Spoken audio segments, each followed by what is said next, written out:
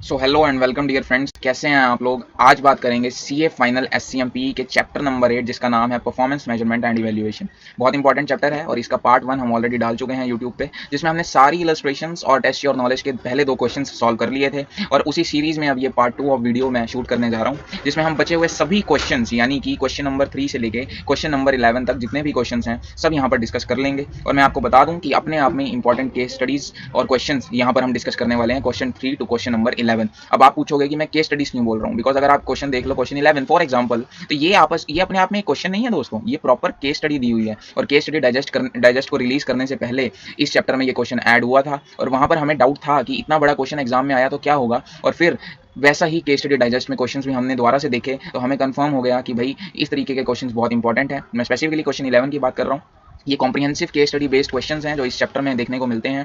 ऐसे ही questions case study digest में दिए हुए हैं। ये पूरे क्वेश्चन तो एग्जाम में नहीं आएंगे दोस्तों, बट इस तरीके के क्वेश्चन एग्जाम में आने के चांसेस जरूर हैं, यानी इसका कुछ पोर्शन आपको एग्जाम में देखने को मिल सकता है। हेंस ये अपने आप में इंपॉर्टेंट हो जाते हैं। और अगर मैं बात करूं question number 3 to question number 5 की, तो वो क्वेश्चन हैं इकोनॉमिक वैल्यू एडेड के ऊपर। और मैं एक चीज बोल दूं, अगर आपने ये 3 क्वेश्चन देख लिए इकोनॉमिक वैल्यू एडेड के ऊपर, क्वेश्चन 3, क्वेश्चन 4 और क्वेश्चन नंबर 5, कहीं से भी कोई भी क्वेश्चन आ जाए इधर in the subject of SFM और in the subject of SCM PE, हालांकि एफआर में भी थोड़ा सा रेफरेंस ईवीए का हमें देखने को मिलता है, आप इजीली टैकल कर पाएंगे हर तरीके के क्वेश्चन को। बिकॉज ये जो क्वेश्चन नंबर 5 और क्वेश्चन नंबर 4 दिया हुआ है ना ईवीए के ऊपर, ये डिटेल्ड क्वेश्चन है दोस्तों। Even if you are a self study student, ये क्वेश्चन बिल्कुल सेल्फ स्टडी स्टूडेंट्स को ध्यान में रखकर बताया हुआ है, बिकॉज एक एक पॉइंट को टच किया गया है। इसलिए ही ये क्वेश्चन अलग से सेपरेट वीडियो के थ्रू मैं आपको कम्युनिकेट कर रहा हूँ। उसके अलावा कुछ बेसिक क्वेश्चंस भी दिए हुए हैं बैलेंस स्कोर कार्ड के वगैरह, तो वो भी हम यहाँ पर डिस्कस करेंगे। तो ज़्यादा समय ना वेस्ट करते हुए डिस्कशन को शुरू करते हैं। ये पार्ट 2 है। पार्ट 1 की वीडियो का लिंक मैं आपको डिस्क्रिप्शन में दे दूंगा। जिसने पार्ट 1 नहीं देखा है, मेरी सलाह तो यही रहेगी कि पहले पार्ट 1 देख लीजिए, या फिर पार्ट 2 पहले देख रहे हैं तो थोड़े बहुत कॉन्सेप्ट्स आपको पता होने चाहिए। अगर आपने पहले पढ़े हुए हैं तो फिर पार्ट 2 सीधा देख सकते हैं, उसमें भी कोई दिक्कत नहीं आएगी। तो ठीक है, शुरू करते हैं फटाफट से अपनी डिस्कशन को। और आपको कोई भी आपका सजेशन है कि कैसे अपनी वीडियोज़ में हम वैल्यू को ऐड कर सकते हैं और इंप्रूव कर सकते हैं, so I am requesting you all, please share your views. I would love to hear your views about how can we add value in our upcoming videos। तो शुरू करते हैं डिस्कशन को without wasting much more time. Let's start the discussion of questions my dear friends. तो चलिए discussion करते हैं next question. Question number 4 is our next question to discuss. क्या दिया हुआ है, water utility services is established with an M for supply and distribution of water in Mumbai as well as supply of water to various local authorities for distribution to villages and other small cities adjacent to Mumbai. यानी water utility services एक company है जिनका water distribution का main काम है। ये मुंबई और local authority के जो एरियाज हैं वहाँ पर वाटर सप्लाई का काम करती है। This involve planning, operating, treating, काफी मुश्किल काम है ऐसा पढ़ के लग रहा है, बिकॉज इसमें प्लानिंग, ऑपरेटिंग, ट्रीटिंग सब कुछ ही है, and distributing water resources in countries' urban centers and other areas. Its mission is to provide sustainable water. Now, what is this sustainable water? Future generations की नीड्स को ध्यान में रखते हुए इस तरीके से ये पानी को सप्लाई करते हैं in a cost effective and environmental friendly manner. ठीक है, सभी बोलते हैं, ये कितना करते हैं या नहीं करते वो देखने वाली बात है। द गवर्नमेंट इंश्योर्स, अब गवर्नमेंट का क्या रोल रहता है, the government ensures that the company does not take advantage of its monopoly position in the regional area by increasing prices. Government का काम सिर्फ ये इंश्योर करना है कि मोनोपोली जैसी सिचुएशन क्रिएट ना हो। अभी करंटली हमें रिसेंट केस देखने को मिला था वोडाफोन आइडिया का, जिसे हम वी बोलते हैं। वोडाफोन आइडिया काफ़ी खस्ती हालात में चल रही है और कुमार मंगलम बिरला जी ने भी स्टेप आउट कर लिया है, बट उन्होंने साफ साफ बोला है कि अगर आपने वोडाफोन आइडिया को बंद कर दिया तो फिर मोनोपोली हो जाएगी टेलीकॉम मार्केट में, एंड हेंस गवर्नमेंट उसके रिगार्डिंग कुछ एस्पेक्ट्स कंसीडर कर रही है और जनरली हम जल्दी हमें कुछ स्टेप्स भी देखने को मिल सकते हैं। तो ये था real life example Vodafone idea का। सिमिलरली गवर्नमेंट का ये काम होता है कि कोई भी कंपनी अपनी मोनोपोली का फायदा ना ले। The government controls majority of services through its water regulatory body which determines an acceptable level of ROCE। Government ने एक ROC लेवल को डिसाइड कर देना है और उससे ज़्यादा ये चार्ज नहीं कर सकते हैं अपने प्रोडक्ट्स के लिए, यानी कि अपने वाटर ऑपरेशन के लिए, वाटर डिस्ट्रीब्यूशन ऑपरेशन के लिए। The remaining work that is a water bottle operation is not regulated by the government. तो ये अभी तक हमें पढ़ के समझ आया कि इनके 2 काम है बेसिकली। एक काम इन लोगों का है वाटर डिस्ट्रीब्यूशन ऑपरेशन का और एक काम है इनका वाटर बॉटल ऑपरेशन का। Just a second. तो 2 काम है इन लोगों के, वाटर डिस्ट्रीब्यूशन ऑपरेशन और वाटर बॉटल डिस्ट्रीब्यूशन। जो वाटर डिस्ट्रीब्यूशन ऑपरेशन है वो अभी तक हमें पढ़ के समझ आया कि वो रेगुलेटेड सेक्टर का वर्क है, लेकिन जो वाटर बॉटल ऑपरेशन है वो अनरेगुलेटेड है। ठीक है जी। और जो रेगुलेटेड सेक्टर है वहां पर एक आरओसी स्पेसिफाई कर दी जाती है, बट अनरेगुलेटेड सेक्टर में ये लोग कितना भी चार्ज कर सकते हैं। आगे बढ़ते हैं क्वेश्चन को, देखते हैं क्वेश्चन में क्या दिया हुआ है दोस्तों। And WUS charges a market rate for water supply in bottle. The regulator compute ROCE of WS based on its own valuation of capital assets which are used in operation and the profit from those services. Acceptable level of ROCE set by regulator is 7%. So acceptable level of ROCE 7% हमें दिया हुआ है, यानी water distribution operation के लिए हम 7% से ज़्यादा चार्ज नहीं कर सकते. If the company breach this level, then the company would be penalized. WUS board is trying to improve the performance for the benefit of shareholders. In order to communicate the objective, the directors have decided to consider EVA as the key performance indicator. So ये लोग जो analysis करेंगे वो EVA यानी कि economic value added के base पर ये लोग अपना एनालिसिस करने वाले हैं. ठीक है, बिकॉज ROCE तो 7% से ज़्यादा चार्ज हो नहीं सकती है. नाउ क्वेश्चन की रिक्वायरमेंट क्या है ये देख लीजिए. This is compute EVA of the company based on the following information for the year ending 31 मार्च 2021. हमें कुछ डेटा दिया हुआ है और इसे यूज़ करके हमें EVA कैलकुलेट करना है. बेसिकली हमें EVA का फॉर्मूला पता होना चाहिए तो ही हम ज़्यादा एनालाइज कर पाएंगे. EVA का फॉर्मूला हम जानते हैं दोस्तों, NOPAT minus WACC into capital employed. ठीक है जी, तो ये हम जानते हैं. अब डिस्कशन करना शुरू करते हैं. नोपैट का सिंपल सा फॉर्मूला होता है ऑपरेटिंग प्रॉफिट माइनस टैक्स. तो यहाँ पे हमें ऑपरेटिंग प्रॉफिट दिया हुआ है दोस्तों और हमें टैक्स भी माइनस करके दिया हुआ है. तो बेसिकली हमें पैट यहाँ पर निकाल कर दिया हुआ है और हमने लास्ट क्वेश्चन में डिस्कस किया कि पैट में इंटरेस्ट नेट ऑफ टैक्स अगर हम ऐड कर दें तो हमारा नो पैट निकल के आ जाता है. तो फिर पूरे क्वेश्चन में कोई दिक्कत वाली बात तो लगी नहीं रही है. बट मैं आपको एक चीज़ की तरफ ध्यान लेकर जाना चाहूँगा जिस वजह से ये मोस्ट इंपॉर्टेंट क्वेश्चन की कैटेगरी में आता है. ऑपरेटिंग कॉस्ट का फर्दर अनेक्चर नीचे इन्होंने दिया हुआ है अगर आप ध्यान से देख पाएंगे तो. और ऑपरेटिंग कॉस्ट में क्या क्या चीज़ें दी हुई हैं एक बार उनकी डिस्कशन कर लेते हैं फॉर द ईयर 2020 एंड 21. वैसे ही यहाँ पर भी कुछ डेटा दिया हुआ है बट मैं अभी फिलहाल ये वाली डिस्कशन आपके साथ करना चाहूँगा. ऑपरेटिंग कॉस्ट में दोस्तों डेप्रिसिएशन दिया हुआ है और हम सब जानते हैं डेप्रिसिएशन एक ऑपरेटिंग एक्सपेंस होता है, यानी कि यस 118 तो हमें माइनस करना ही चाहिए, कोई दिक्कत वाली बात नहीं है. बट नेक्स्ट आइटम दी हुई है प्रोविजन फॉर डाउटफुल डेट्स. और provision for doubtful debts minus हम नहीं करते हैं, सब्ट्रैक्ट नहीं करते हैं while calculating our operating profits. ठीक है, बिकॉज ये प्रोविजन है और ये ऑपरेशंस का पार्ट नहीं होता, हैंस इसे हम डिडक्ट नहीं करते हैं. सो क्योंकि ये ऑलरेडी सब्ट्रैक्ट हुआ है हमें इसे करना होगा ऐड बैक दोस्तों. ठीक है, आप समझ रहे हैं ये क्वेश्चन क्यों इंपॉर्टेंट है, क्योंकि इसमें अब हमें एडजस्टमेंट्स करनी पड़ेंगी. उसके बाद है रिसर्च एंड डेवलपमेंट एक्सपेंडिचर हमें दिया हुआ है बट R&D एक्सपेंस भी हमारे ऑपरेशंस का पार्ट नहीं होता है, इसलिए इसे भी हमें करना होगा ऐड बैक दोस्तों. वैसे ही जो नॉन कैश आइटम्स होती हैं वो हम जानते हैं कि वो ऑपरेटिंग एक्सपेंसिस में से माइनस नहीं होती हैं. रीजन बीइंग ये नॉन कैश नेचर की हैं, यानी कैश का कोई आउटफ्लो नहीं हो रहा है इन पर्टिकुलर एक्सपेंसेस की वजह से. दैट्स वाई हम इन्हें ऐड बैक कर देते हैं बिकॉज ये हमारी लिक्विडिटी पोजीशन को इंपैक्ट नहीं करती हैं. And NOPAT somewhere tells us about the liquidity that we have in order to serve our stakeholders. ठीक है, I think you are getting my reasons. तो ये पॉइंट हमने डिस्कस कर लिया कि क्वेश्चन में एक्चुअल में दम है और क्यों दम है, बिकॉज यहाँ पर हमें ऑपरेटिंग कॉस्ट की एडजस्टमेंट्स के साथ डील करना पड़ेगा एंड हेंस मुझे अपना रिवाइज्ड ऑपरेटिंग प्रॉफिट निकालना होगा. ये जो 162 का ऑपरेटिंग प्रॉफिट है ये एक्चुअल में ऑपरेटिंग प्रॉफिट नहीं होगा for the purpose of calculation of NOPAT दोस्तों. ठीक है, तो हमें वाटर डिस्ट्रीब्यूशन ऑपरेशन और वाटर ऑपरेशन के बारे में थोड़ा सा डेटा दिया हुआ है. वाटर डिस्ट्रीब्यूशन ऑपरेशन हमारा रेगुलेटेड सेक्टर है, ये मैं पहले ही बोल चुका हूँ, और वाटर बॉटल ऑपरेशन हमारा अनरेगुलेटेड सेक्टर है, यानी यहाँ पे मैं कितना भी प्राइस चार्ज कर सकता हूँ, मोनोपोली का बेनिफिट ले सकता हूँ. आगे देखते हैं क्वेश्चन में क्या दिया हुआ है. अच्छा, अगर EVA के फॉर्मूला में देखें तो हमारा एक इंपॉर्टेंट फैक्टर होता है कैपिटल एम्प्लॉयड. ठीक है ना, हमें WACC के अलावा कैपिटल एम्प्लॉयड की नीड होती है और यहाँ पे कैपिटल एम्प्लॉयड के लिए भी आपको कंफ्यूज किया गया है. सच अ ब्रिलियंट क्वेश्चन. हमको ऑडिटेड अकाउंट्स के अकॉर्डिंग जो कैपिटल है वो भी दी हुई है और जो रेगुलेटर के अकॉर्डिंग कैपिटल है वो भी दी हुई है. तो सवाल उठता है कि हमें किसे बेस बनाकर कॉम्पिटिशन्स करनी चाहिए. नेचुरल सी बात है, लॉजिकल सी बात है कि जो रेगुलेटर ने डिटरमाइन की है हमें उसे कंसीडर करना चाहिए, बिकॉज परफॉर्मेंस एनालिसिस रेगुलेटर के कंडीशंस के अकॉर्डिंग किया जाएगा क्योंकि ROCE डिसाइड करने वाला रेगुलेटर है. हेंस जो रेगुलेटर के अकॉर्डिंग हमारी कैपिटल एम्प्लॉयड है मैं उसे कंसीडर करूंगा. ठीक है जी. सो ओपनिंग कैपिटल एम्प्लॉयड हमें 1422 की दी हुई है बिकॉज 2019-20 तो मैं 1920 थ्रू आउट द ईयर मान के चल रहा हूँ कि ये एवरेज कैपिटल हमें दी हुई है और मैं हैंस कंक्लूड कर सकता हूँ कि 31 मार्च 2020 को मेरी कैपिटल एम्प्लॉयड होगी 1422 which becomes my opening capital for the purpose of calculation of NOPAT. हम ओपनिंग कैपिटल को कंसीडर करते हैं, ये डिस्कशन मैं लास्ट क्वेश्चन में ऑलरेडी कर चुका हूँ. सो नो पैट निकालने के लिए हमें ऑपरेटिंग कॉस्ट में एडजस्टमेंट्स करनी होंगी, हमें कैपिटल एम्प्लॉयड क्या लेनी चाहिए वो डिस्कशन में ऑलरेडी कर चुका हूँ. कुछ एडिशनल डेटा हमें यहाँ पर दिया हुआ है, आगे फर्दर एडजस्टमेंट्स दी हुई हैं, एक बार उन्हें भी रीड आउट कर लेते हैं. एडजस्टमेंट नंबर 2 दी हुई है कि इकोनॉमिक डेप्रिसिएशन जो है वो 166 करोड़ इन 2021 दिया हुआ है. That's another problem in this question.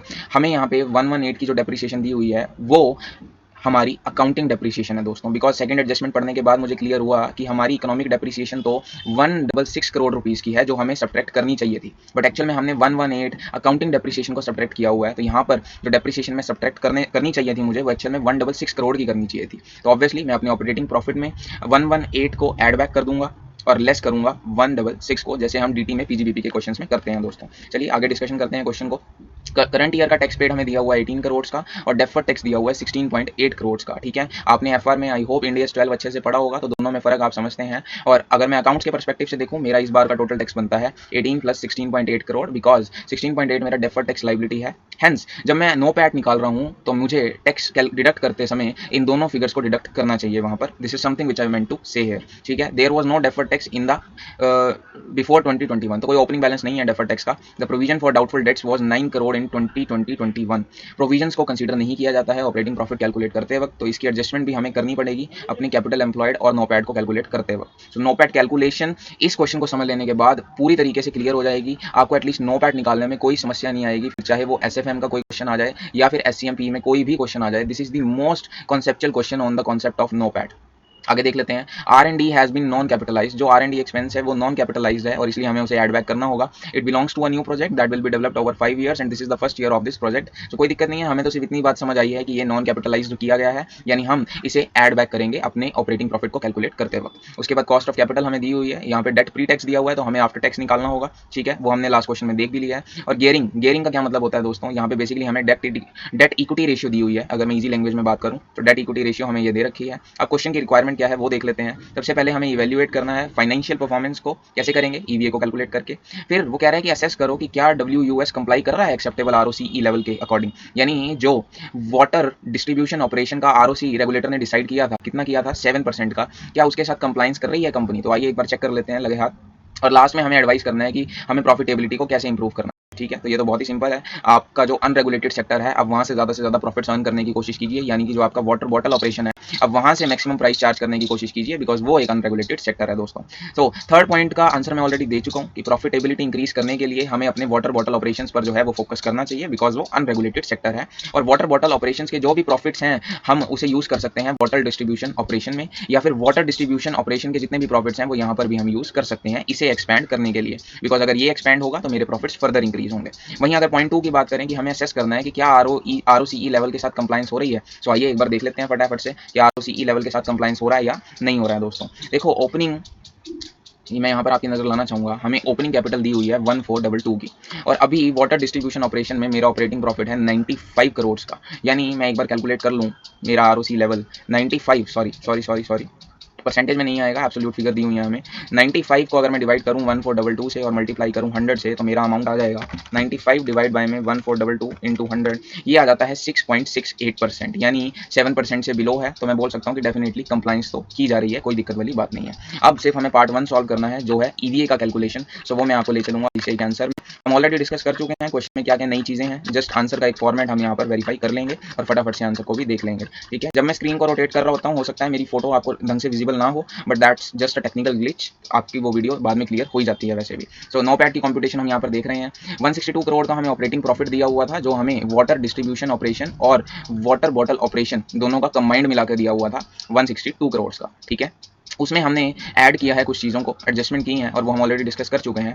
Non cash items को हमने ऐड अप किया है जो 14 करोड़ की दी हुई हैं। अकाउंटिंग डेप्रिसिएशन को हमने ऐड बैक किया है और लेस किया है इकोनॉमिक डेप्रिसिएशन को, बिकॉज ऑपरेटिंग प्रॉफिट में हमेशा इकोनॉमिक डेप्रिसिएशन को लेस किया जाता है। डाउटफुल डेट्स, यहाँ पर बैड डेट्स नहीं लिखा हुआ है, यहाँ पे डाउटफुल डेट्स लिखा हुआ है, यानी बेसिकली ये एक प्रोविजन है और प्रोविजन ऑपरेटिंग एक्सपेंसेस का पार्ट नहीं होता है, इसलिए हमने इसे भी यहाँ पर ऐड बैक कर दिया है। वहीं R and D expenditure question में दिया हुआ है कि हम इसे कैपिटलाइज नहीं करेंगे, ये नॉन कैपिटलाइज्ड है एंड दैट्स वाई हमने इसे ऐड बैक कर दिया है। और अगर क्वेश्चन में कुछ ना भी दिया हो, research and development expenditure huge expenditures होते हैं और ये ऑपरेटिंग एक्सपेंसेस का पार्ट नहीं होते हैं, हेंस ऑपरेटिंग प्रॉफिट की कैलकुलेशन में हम इस तरीके के एक्सपेंसेस को कंसीडर नहीं करते हैं, दैट्स वाई हमने इसे यहाँ पे ऐड बैक किया हुआ है। तो ये हमारा एडजस्टेड ऑपरेटिंग प्रॉफिट आ जाएगा। अगर मैं बात करूँ यहाँ तक मेरा एडजस्टिंग ऑपरेटिंग प्रॉफिट निकल कर आ जाएगा जो मुझे चाहिए होता है, और उसके बाद हम इसमें से माइनस कर देंगे टैक्स को, ठीक है। ये टोटल टैक्स माइनस हो गया है और इसमें से हम ऐड करेंगे tax saving of interest item को। देखो नो पैट निकालने के दो तरीके होते हैं, या तो आप पैट निकाल के उसमें इंटरेस्ट को ऐड कर दो जो नेट ऑफ टैक्स वाला है, तो उस हिसाब से भी आप आंसर निकाल सकते हो, या आपको सीधे तरीके से आना है तो ऑपरेटिंग प्रॉफिट में से टोटल टैक्स को माइनस कीजिए और जो इंटरेस्ट पोर्शन पे आने वाली सेविंग है उसे ऐड कर दीजिए, तो भी आपका नो पैट आ जाएगा। Either way you may solve. और कंप्यूटेशन ऑफ कैपिटल एम्प्लॉयड यहाँ पर हम लोगों को दी हुई है जो हमने ऑलरेडी देख ली थी, पर फिर भी एक बार रिकम्प्यूट कर लेंगे। तो हमें as on 31 March 2020 capital employed दी हुई है 1495 की, नहीं ये एक्चुअल में 1422 था आई गेस, एक बार मुझे जितना क्वेश्चन ध्यान पड़ रहा है एक बार क्वेश्चन को देखेंगे कि वहाँ पे 1422 था या 1495 था, बिकॉज क्वेश्चन में 1495 लिया हुआ है इन्होंने।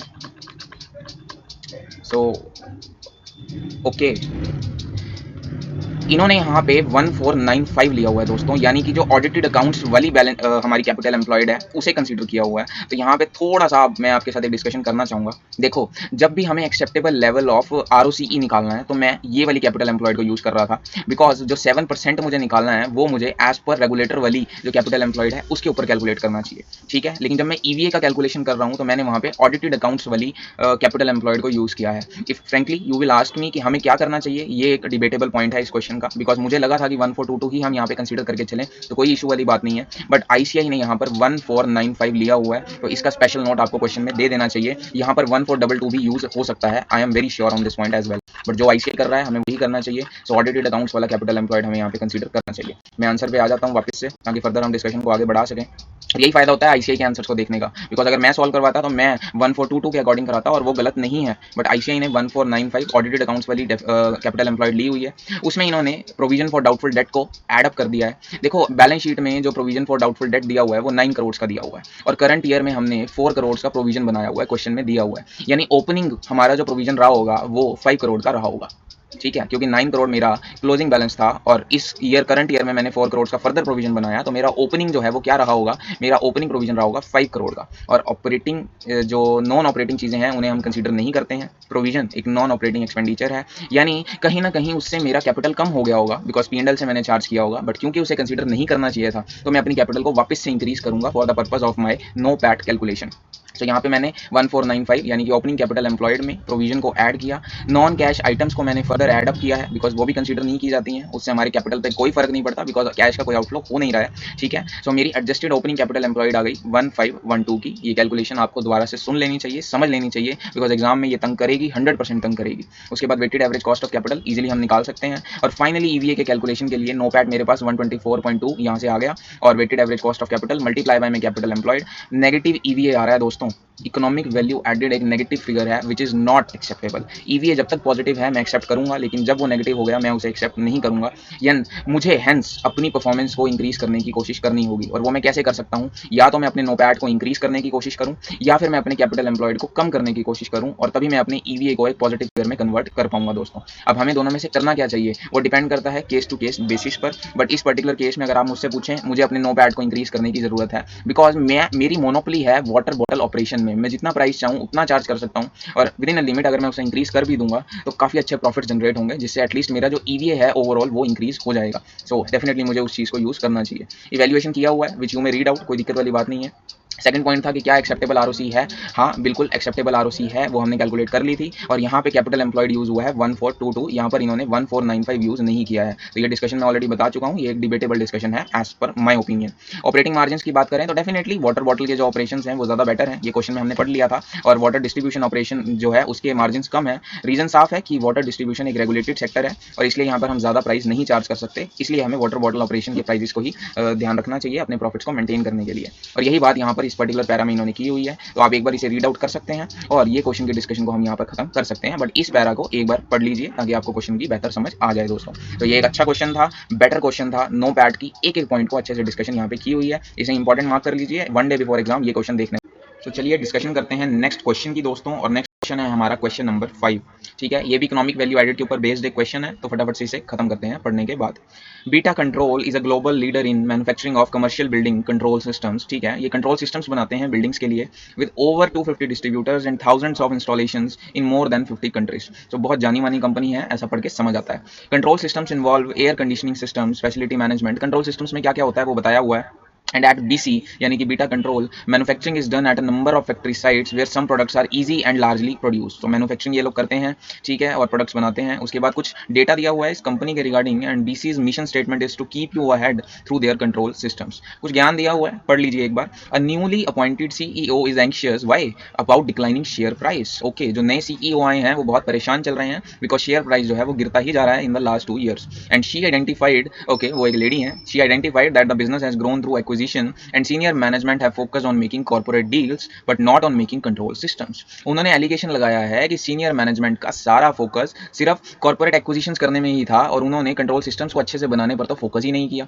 Well it's very bad if such is this is the case. चलिए, she announced that BC must focus on optimisation and upgradation of its value generation rather than just getting bigger through acquisitions. उन्होंने कहा बंद करो ये merger and acquisition का खेल, अब focus करेंगे सिर्फ क्वालिटी पे और फोकस करेंगे सिर्फ कंट्रोल सिस्टम्स पे। नाउ क्या बोला हुआ है आगे वो देख लेते हैं। Assuming yourself as a performance management expert of BC, वो कह रहे हैं मान लो कि आप वहां के परफॉर्मेंस मैनेजमेंट एक्सपर्ट हो, यानी आप हो नहीं, मानने को बोल रहा है। The CEO has asked you to aid her in her performance improvement program. आपको बोला गया है कि आपको सीईओ मैडम को हेल्प करनी है। Firstly she wants your views on the use of EVA as a की परफॉर्मेंस मेट्रिक। सबसे पहले तो वो आपसे जानना चाहती हैं कि क्या ईवीए को यूज करना एक सही चीज होगी as a performance evaluation technique. And nextly you are given the current EVA competition, आपको जो पुरानी कॉम्पिटिशन है वो ऑलरेडी दे दी गई है। आपको बेसिकली ईवीए कॉम्पिटिशन जो दी हुई है उसे चेक करना है that whether the assistant who has done this work is sufficiently well trained about this particular method. So आपको बेसिकली अभी तक मुझे इतना समझ आता है कि ईवीए की इंपॉर्टेंस को भी समझाना है और जो ऑलरेडी ईवी कैलकुलेट हुआ है उसे चेक भी करना है कि क्या वो सही कैलकुलेट हुआ है या गलत कैलकुलेट हुआ है। और क्वेश्चन की रिक्वायरमेंट क्या है? Write a report to the CEO to evaluate, well, I would like to highlight, evaluate the usefulness of EVA as a performance measure and accuracy of calculation done। तो हमें दो काम करने हैं, सबसे पहले हमें कैलकुलेशन को चेक करना है, दूसरा हमें यूजफुलनेस को बताना है। तो दो बातें हमें यहाँ पर चेक करनी है, बेसिकली कैलकुलेशन और दूसरा उसका यूजफुलनेस। इवेल्युएशन का क्या मतलब होता है दोस्तों? जब भी हम किसी एस्पेक्ट के पॉजिटिव्स को एंड नेगेटिव्स को दोनों को कंसीडर करते हुए कोई कंक्लूजन देते हैं दोस्तों, तो उसे बोलते हैं इवेल्युएट करना। तो आईसीआई हमसे यहाँ पर इवेल्युएशन चाहता है ईवीए के रिगार्डिंग। तो आगे देखते हैं। नो पैड की ऑलरेडी जो कैलकुलेशन है वो हमें दी हुई है और हमें चेक करना है कि क्या ये सही है या गलत है। तो आपने क्वेश्चन नंबर 3 और 4 समझ लिया है, अगर इलस्ट्रेशंस कर लिए हैं तो फिर तो कोई दिक्कत आनी ही नहीं चाहिए। आइए देख लेते हैं। ऑपरेटिंग प्रॉफिट हमें दिया हुआ है 1102.8, ओके। उसमें इन्होंने ऐड कर दिया नॉन कैश एक्सपेंस और marketing expenditure which is capitalised. Question 4 में हमने देखा कि नॉन कैश एक्सपेंस और जो कैपिटलाइज्ड एक्सपेंडिचर्स होते हैं उन्हें हम ऐड बैक करते हैं। तो बिल्कुल ये चीज मुझे समझ आ गई। इसमें से इन्होंने लेस किया हुआ है टैक्स को, ऑब्वियसली ऑपरेटिंग प्रॉफिट में से टैक्स को माइनस करते हैं नो पैट को निकालने के लिए, और इन्होंने lost tax relief on interest. So net of tax हमें कंसीडर करना होता है अमाउंट को, तो इन्होंने जो इंटरेस्ट पे होने वाली सेविंग है बेसिकली उसे यहाँ पे डिडक्ट कर लिया है। सारी डिस्कशन क्वेश्चन 4 में हो चुकी है, काइंडली उसे पहले आप रेफर कर सकते हैं। आगे बात कर लेते हैं। नेट ऑपरेटिंग प्रॉफिट इन्होंने निकाल दिया है, बट क्या ये सही है या गलत है? वेल अभी कंक्लूड कर पाना मुश्किल है, हाँ, लेकिन जब मैं ये नोट्स पढ़ लूंगा तब मैं ज्यादा कंक्लूड कर पाऊंगा। ठीक है, तो सबसे पहले नोट नंबर 9 से शुरुआत कर लेते हैं और देखते हैं कि क्या बोला हुआ है नोट नंबर 9 में। ये लास्ट में हमें नोट्स दिए हुए हैं और नोट नंबर 9 में है that BC has paid tax of 260 lakh while the tax charge पर अकाउंट वाज 269.60। यानी कि इंड एएस 12, मैं मान रहा हूँ कि ये कंपनी इंड एएस फॉलो करती होगी, इंड एएस 12 के अकॉर्डिंग जो टैक्स निकला वो 269.60 था दोस्तों। बट इन्होंने जो पेमेंट की है वो 260 लाख की है, यानी कहीं ना कहीं डेफर टैक्स लाइबिलिटी क्रिएट हुई होगी 9.60 लाख की दोस्तों, बट एक्चुअल पेमेंट हमने 260 लाख की हुई है। और नो पैट निकालते वक्त हमेशा याद रखिएगा हमें जो एक्चुअल टैक्स पेड होता है उसे कंसीडर करना होता है, बिकॉज नॉन कैश एक्सपेंडिचर्स को हम कंसीडर नहीं करते, बिकॉज वो प्रोविजंस होते हैं और वो ऑपरेटिंग एक्सपेंसिस का पार्ट नहीं बनते हैं। तो यहाँ पर हमें एक मिस्टेक देखने को मिल गई, यहाँ पर 269.6 नहीं आएगा, यहाँ पर 269 लाख आएगा जो मैंने, सॉरी 260 लाख आएगा जो मैंने एक्चुअल पेमेंट की हुई है दोस्तों। ठीक है, तो यहाँ पर पहली गलती हमने पता लगा ली है। आगे बात करते हैं मार्केटिंग एक्सपेंडिचर कैपिटलाइज, और ये दिया हुआ है नोट नंबर 7 में। तो नोट नंबर 7 देख लेते हैं फटाफट से। Marketing expenditure has been 46.2 lakh each year for the last 2 years to build the long term brand। Marketing expenditure एक लॉन्ग टर्म एक्सपेंडिचर है और इसे ऐड बैक किया जाना चाहिए था, और इन्होंने भी इसे ऐड बैक किया है, तो कोई दिक्कत नहीं है इस वाले एक्सपेंडिचर में, ये बिल्कुल सही ऐड बैक होना चाहिए था और बिल्कुल ऐड बैक किया भी गया है दोस्तों। ठीक है, फाइन, यहाँ पर कोई भी दिक्कत मुझे महसूस अभी तक तो नहीं होती है। चलिए आगे देखते हैं। दो गलतियां हम अब तक, एक गलती बेसिकली हम निकाल चुके हैं। आगे देखते हैं, अब बात की हुई है कैपिटल एम्प्लॉयड की from the statement of financial position, तो कोई दिक्कत नहीं है। इन्होंने कैपिटल एम्प्लॉयड यूज किया है 4802 और नोट दिया हुआ है नोट नंबर 10। नोट नंबर 10 में दिया हुआ है कि ओपनिंग कैपिटल जो थी वो 4564 लाख की थी और क्लोजिंग जो थी वो 4802 की थी। तो हमने लास्ट क्वेश्चन में भी डिस्कशन किया कि आईसीआई हमेशा ओपनिंग कैपिटल को बेस रखते हुए कैलकुलेट करता है, और उसका रीजन सिंपल सा है कि ओपनिंग कैपिटल के बेस पर ही हम एक्चुअल में फर्दर ईयर का प्लान बनाते हैं, इसलिए हमें ओपनिंग कैपिटल को कंसीडर करना चाहिए। हालांकि मैं बता चुका हूं कि एसएफएम में हम एवरेज कैपिटल एम्प्लॉयड कंसीडर करते हैं ईवीए निकालते वक्त। तो कॉस्टिंग में आपको याद रखना है कि आपको ओपनिंग कैपिटल को ही कंसीडर करना चाहिए दोस्तों।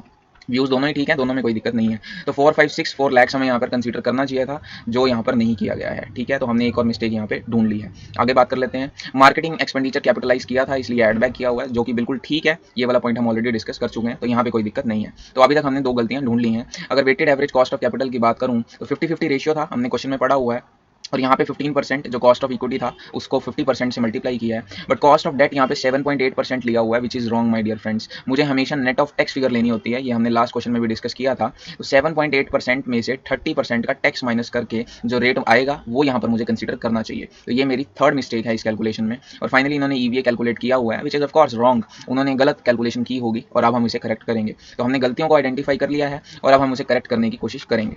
ठीक है, ये अजम्पशंस हमें दी हुई हैं। ऑब्वियसली 1:1 का रेशियो है, 15% और 7.8% प्री टैक्स दिया हुआ है, जबकि हमें आफ्टर टैक्स चाहिए होता है और टैक्स रेट नीचे दिया हुआ है।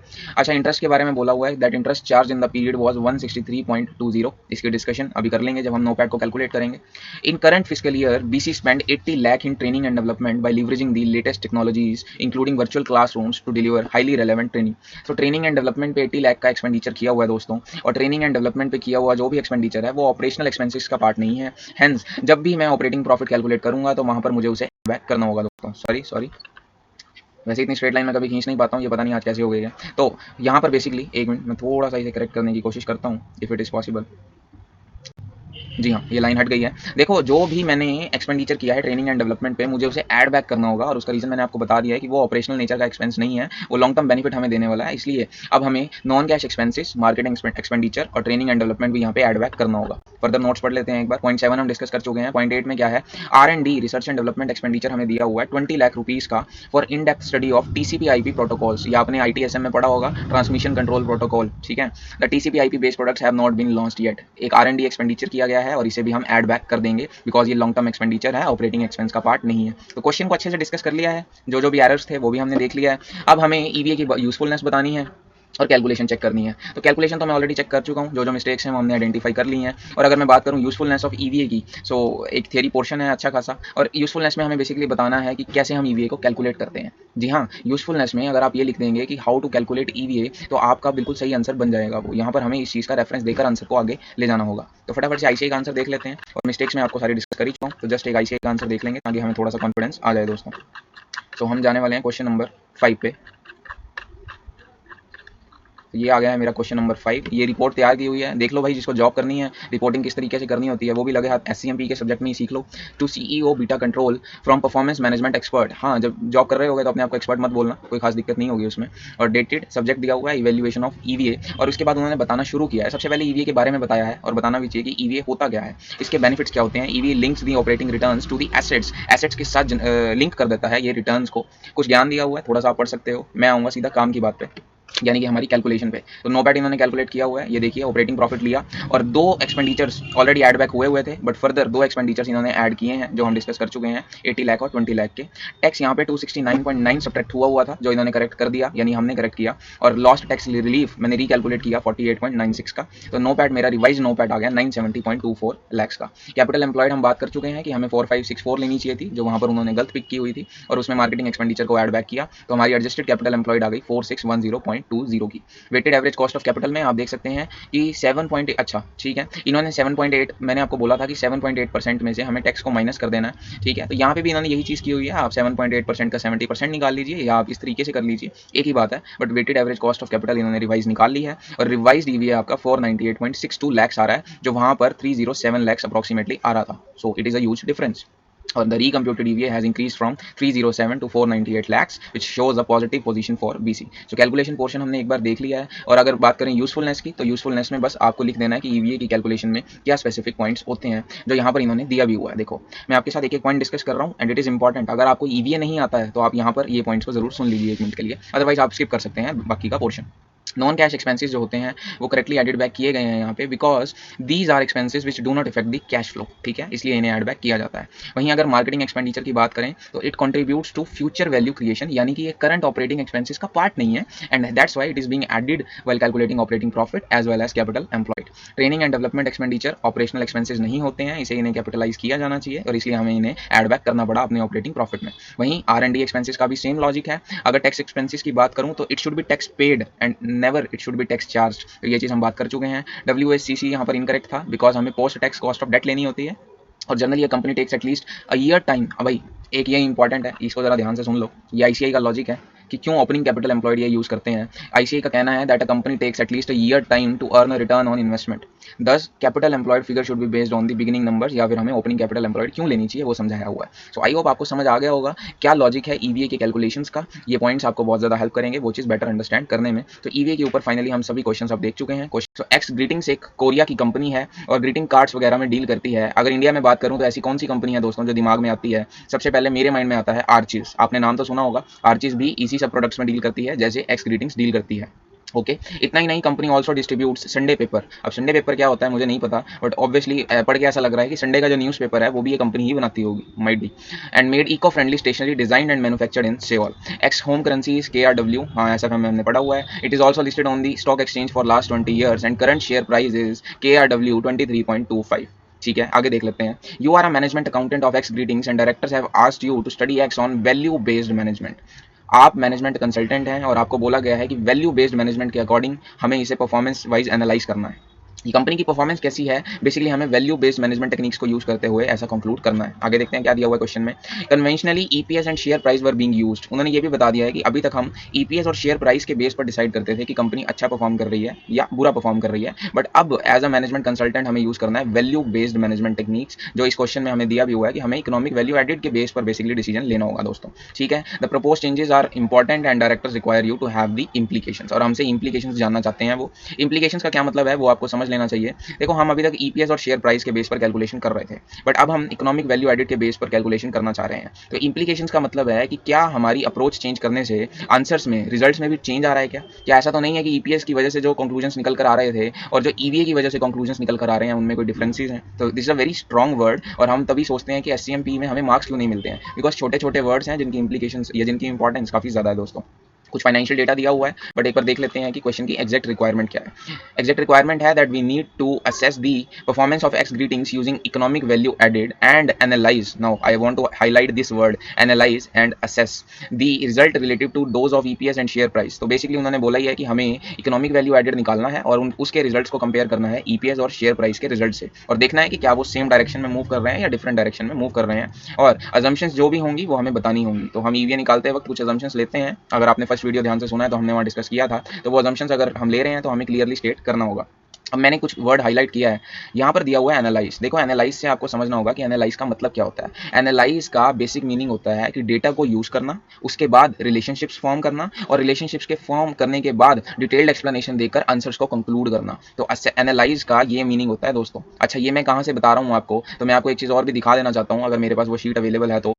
बिकॉज हम लोगों को मार्क्स नहीं मिलते हैं एससीएमपी में, और हम बोलते हैं कि मार्क्स क्यों नहीं मिल रहे हैं। ये देखिए, ये स्किल बेस्ड असेसमेंट वाली शीट है एससीएमपी की, और यहाँ पर हर वर्ब का मीनिंग बताया हुआ है। एडवाइस का क्या मतलब होता है वो यहाँ पर समझाया हुआ है, और अगर एनालाइज वाले वर्ड पे मैं आपको लेके चलूँ, सो एनालाइज का भी मीनिंग यहाँ पर हमें उन्होंने बताया हुआ है दोस्तों। तो इन आई होप आपको इन सब वर्ड्स का मीनिंग पता है, तभी आप केस स्टडीज के साथ डील कर पाएंगे। और अगर आप नहीं पता है, नहीं जानते हैं, तो प्लीज़ मुझे बताइए, इसके ऊपर डिटेल डिस्कशन मैं आपके साथ कर दूंगा 5 से 6 मिनट की एक वीडियो के थ्रू। बट अभी इस क्वेश्चन पे वापस आते हैं। तो हमें बेसिकली एनालाइज करना है, यानी डेटा को यूज करके रिलेशनशिप्स को फॉर्म करना है। क्वेश्चन पूरा हमने पढ़ लिया है। आई रिक्वेस्ट यू क्वेश्चन को एक बार दोबारा से अच्छे से सुन लीजिए, और अब क्वेश्चन में करना क्या है उसकी डिस्कशन को आगे बढ़ाते हैं दोस्तों। ठीक है, तो सीधी सी बात है, हमें यहाँ पर 3 कैलकुलेशंस करनी है। सबसे पहली कैलकुलेशन मुझे करनी है इकोनॉमिक वैल्यू एडेड की, दूसरी कैलकुलेशन मुझे करनी है ईपीएस की, या फिर मुझे दूसरा कंपैरिजन करना है शेयर प्राइस का, और लास्ट में मैं निकाल लूंगा अपना ईपीएस यानी कि अर्निंग पर शेयर। और इन तीनों कैलकुलेशंस के बेस पर मुझे परफॉर्मेंस एनालाइज करनी है। ठीक है, और क्या ईवीए के रिजल्ट्स इन दोनों के रिजल्ट से डिफरेंट आ रहे हैं, हमें वो चीज़ को इवेल्युएट करना है। So without wasting any more time, सबसे पहली कैलकुलेशन कर लेते हैं दोस्तों इकोनॉमिक वैल्यू एडेड की।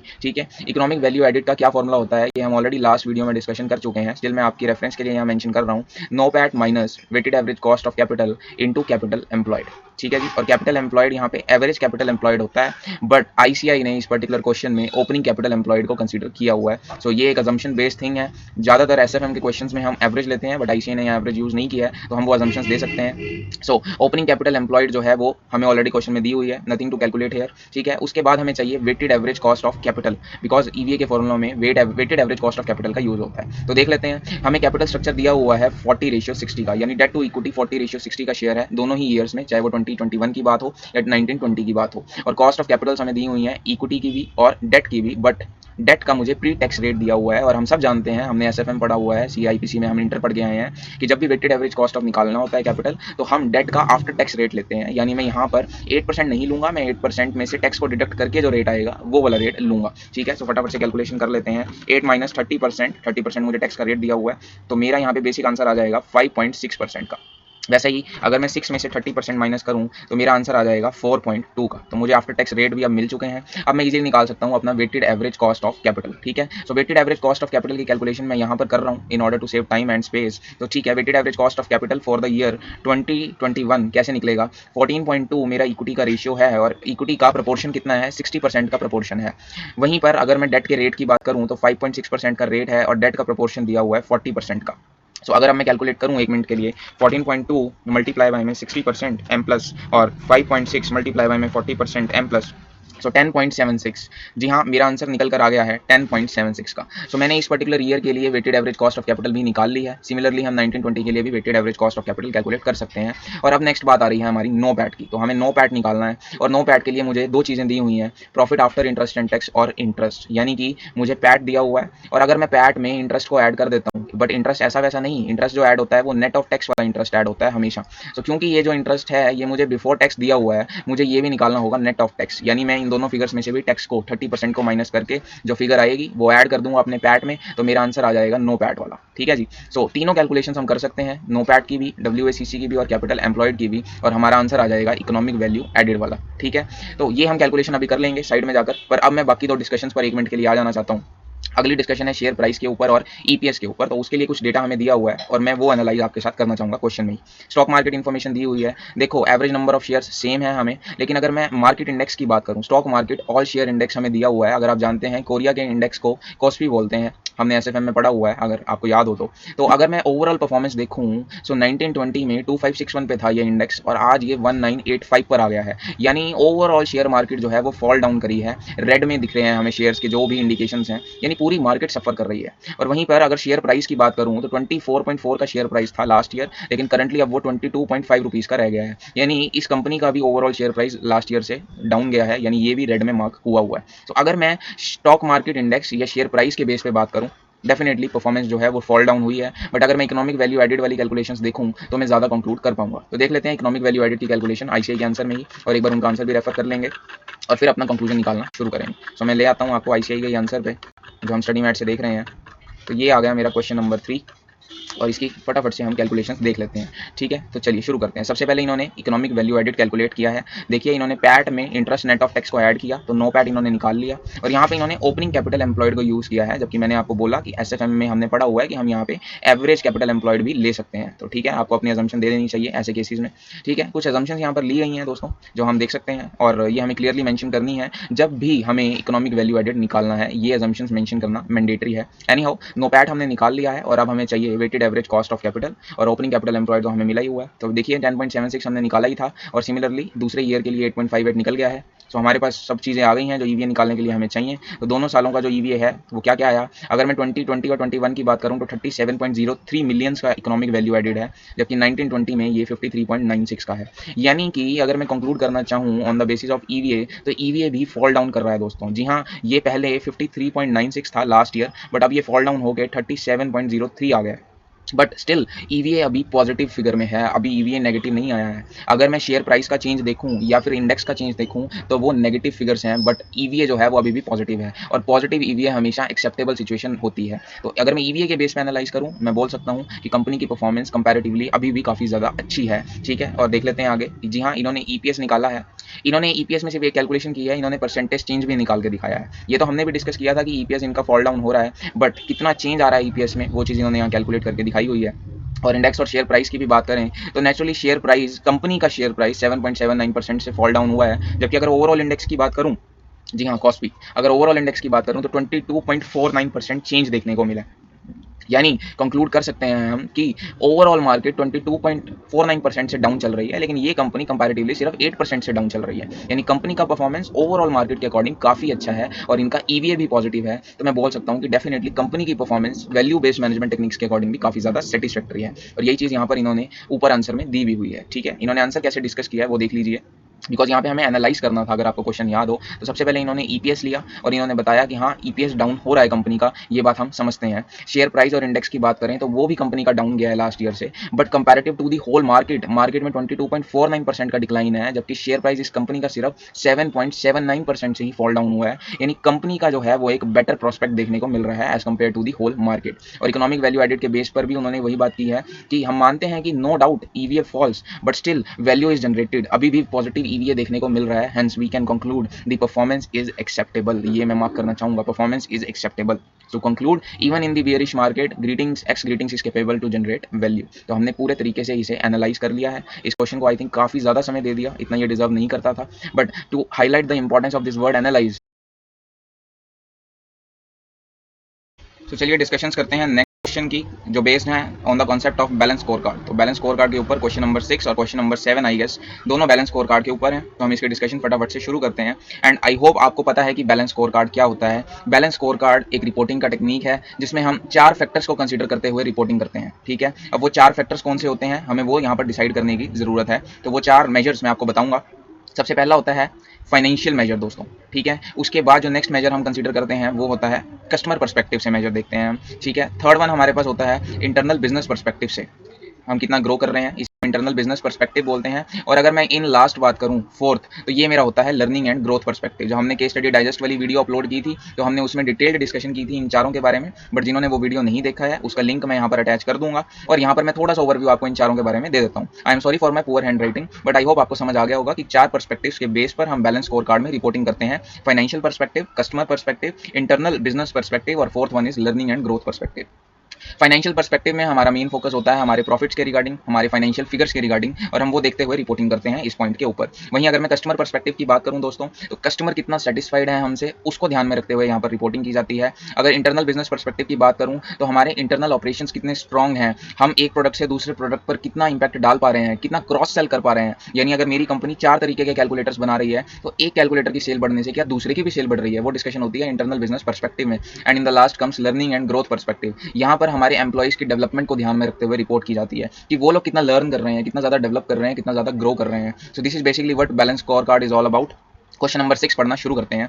योर बैंक लिमिटेड, अच्छा बैंक का नाम है योर बैंक, आपका अपना बैंक, यो समझ रहे हैं, वाज एस्टैब्लिश्ड ऑन 30 सितंबर 1940, अरे बाप रे, under the provisions of cooperative societies act by the eminent professionals to encourage self help thrift. Banking के ऑब्जेक्टिव्स बेसिकली बताए हैं। तो ये बहुत ही पुराना बैंक है जिसे एस्टैब्लिश किया गया था। Now bank was issued banking licence and regulation under 1949 act, अच्छा बैंकिंग रेगुलेशन एक्ट 1949 के अकॉर्डिंग इसे लाइसेंस इशू किया गया था 25 अक्टूबर 1986 को। व्हाट, ये बैंक एस्टैब्लिश हो गया था 30 सितंबर 1940 को और इसे लाइसेंस दिया गया है 25 अक्टूबर 1986 को। तो ये इतने दिन ऑपरेट कैसे कर रहा होगा पता नहीं, लॉ जिसने पढ़ा हुआ वो समझ गया मैं क्या बताना चाह रहा हूँ यहाँ पे। To carry out the banking business within the national capital, and since then the bank has been growing continuously. Okay, at present bank has large number of membership of individuals under different sections. The bank has 12 branches. आज ये bank बहुत बड़ा हो चुका है और इसके 12 branches हैं national capital territory of Delhi के अंदर। Bank offers traditional counter service यहाँ पर दी जाती हैं। Opening hours are design to coincide with local market days. Board of directors were worried from growing popularity of new style banks.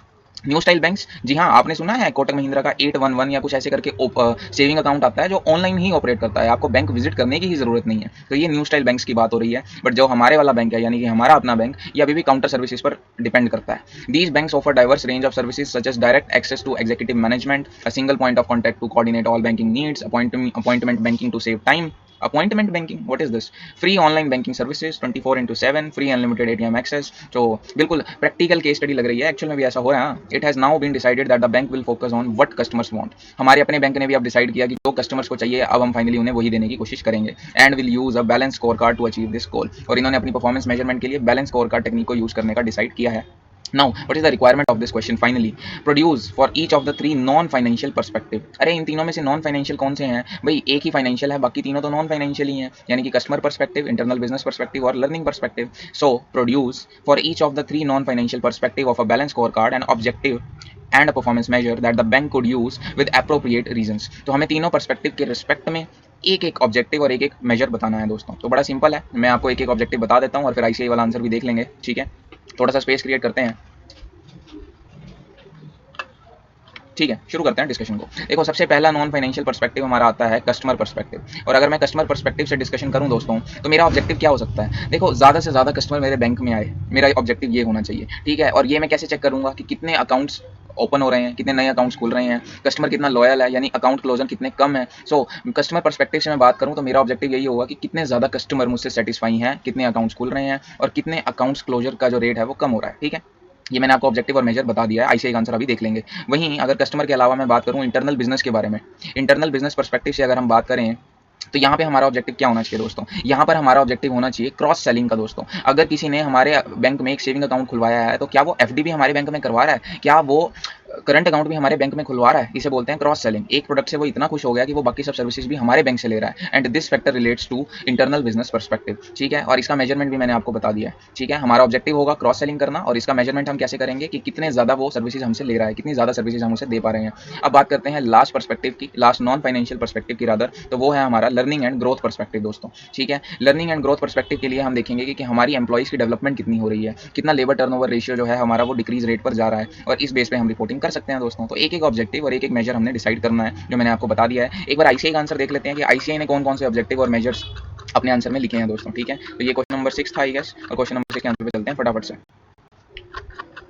ये सब हम डिस्कशन कर चुके हैं, क्वेश्चंस आज ही हमने डिस्कस किए हैं, और फाइनली अब हम चैप्टर के एंड पे हैं, क्वेश्चन नंबर 6 में, ठीक है। आईसीआई ने, और प्रेजेंटेशन, मतलब ये क्वेश्चन आप प्रेजेंटेशन वाइज देखिए कि क्या जबरदस्त प्रेजेंटेशन यहाँ पे आईसीआई ने की हुई है, और ये प्रेजेंटेशन आप एग्जाम में कीजिए तो पूरे मार्क्स तो मिलेंगे ही ना। आइए देखते हैं। सबसे पहला है इंटरनल बिजनेस प्रोसेस पर्सपेक्टिव, और यहाँ पर ऑब्जेक्टिव है क्रॉस सेलिंग का, जो मैंने आपसे शेयर किया था। और इसका मेजर क्या होगा कि कितने प्रोडक्ट्स परचेज पर कस्टमर, एक कस्टमर कितने प्रोडक्ट्स हमसे परचेज कर रहा है। बैंकिंग के केस में कितने सेविंग अकाउंट खुलवाए, वो एक प्रोडक्ट है, कितनी एफडीज खुली, वो एक प्रोडक्ट है, और इसका इन्होंने रीजन दिया हुआ है जो क्वेश्चन में नहीं मांगा है, तो आप एक रीड आउट कर सकते हैं। वहीं अगर मैं दूसरा बात करूं लर्निंग एंड ग्रोथ पर्सपेक्टिव की, तो यहाँ पर ऑब्जेक्टिव है increase the number of new product और सर्विसेज सोल्ड, कितने ज़्यादा नए प्रोडक्ट और सर्विसेज हम बेच पाए हैं। ऑब्वियसली जितने ज़्यादा नए प्रोडक्ट्स बेचेंगे उतनी ही ज़्यादा डेवलपमेंट होगी हमारे एम्प्लॉइज़ की, क्योंकि वो उतना ही ज़्यादा काम सीख पाएंगे। तो यहाँ पर ऑब्जेक्टिव है कि कितने नए प्रोडक्ट्स हमने इंक्रीज किए, उसका मेजर क्या होगा, number of customers buying the new products, कितने कस्टमर्स हमसे नए नए प्रोडक्ट बाय कर रहे हैं, ठीक है, यानी कि कितने हमसे एटीएम की एक्सेस चाह रहे हैं और वो सब, तो ये रीजन दिया हुआ है। कस्टमर पर्सपेक्टिव से बात करें तो ऑब्जेक्टिव होगा हमारा कस्टमर लॉयल्टी, या मैंने भी आपको वही कहा था कि कितने कस्टमर्स इंक्रीज हो रहे हैं, ये वाला ऑब्जेक्टिव हमारा रहना चाहिए। और इसका मेजर अगर देखें तो इसका सिंपल सा मेजर है that how many number of accounts are closed और closure request have been received,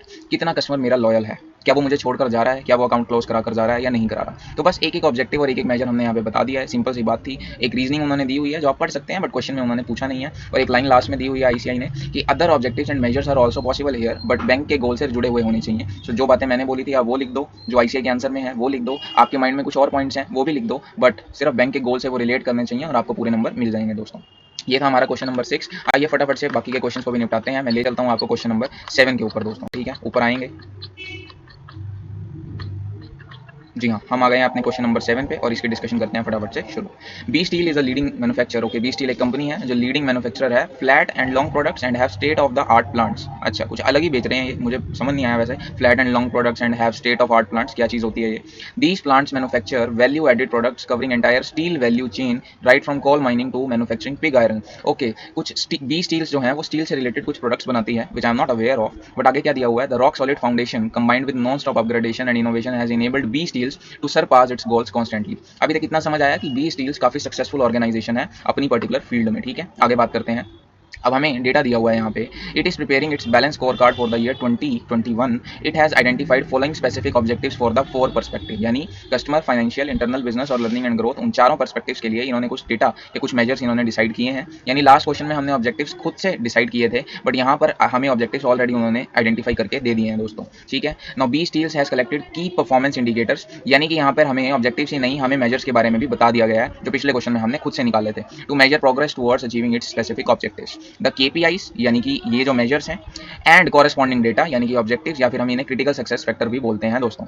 data collected for the year are as follows. So हमें ऑब्जेक्टिव्स भी दे दिए गए हैं, हमें मेजर्स भी दे दिए गए हैं, तो क्वेश्चन में चाहता क्या है फिर वो देख लेते हैं। For preparation of balance score card the following format has been developed. अरे भाई, मेजर भी दे दिया है, ऑब्जेक्टिव भी दे दिया है, और ये हमसे क्या फॉर्मेट चाहते हैं वो भी इन्होंने हमें बता दिया है। बहुत बढ़िया, मतलब क्वेश्चन में करना क्या है फिर, रिक्वायरमेंट पढ़ लेते हैं एक बार। वो कह रहे हैं prepare a balance score card report using the above mentioned format and place objective under the appropriate heading, okay. Okay, उन्होंने हमें ऑब्जेक्टिव्स तो दिए हैं बट ये नहीं बताया कि कौन सा ऑब्जेक्टिव किस हेड में आएगा। यानी अगर 4 पर्सपेक्टिव में हमें बात करनी है तो कौन से पर्सपेक्टिव में कौन सा ऑब्जेक्टिव आएगा और कौन सा मेजर आएगा, ये हमें अभी उन्होंने नहीं बताया है और ये हमें डिसाइड करना है। वही उन्होंने आगे बोला है that select a KPI from the list of KPIs that would be appropriate to measure progress toward each objective. So easy है।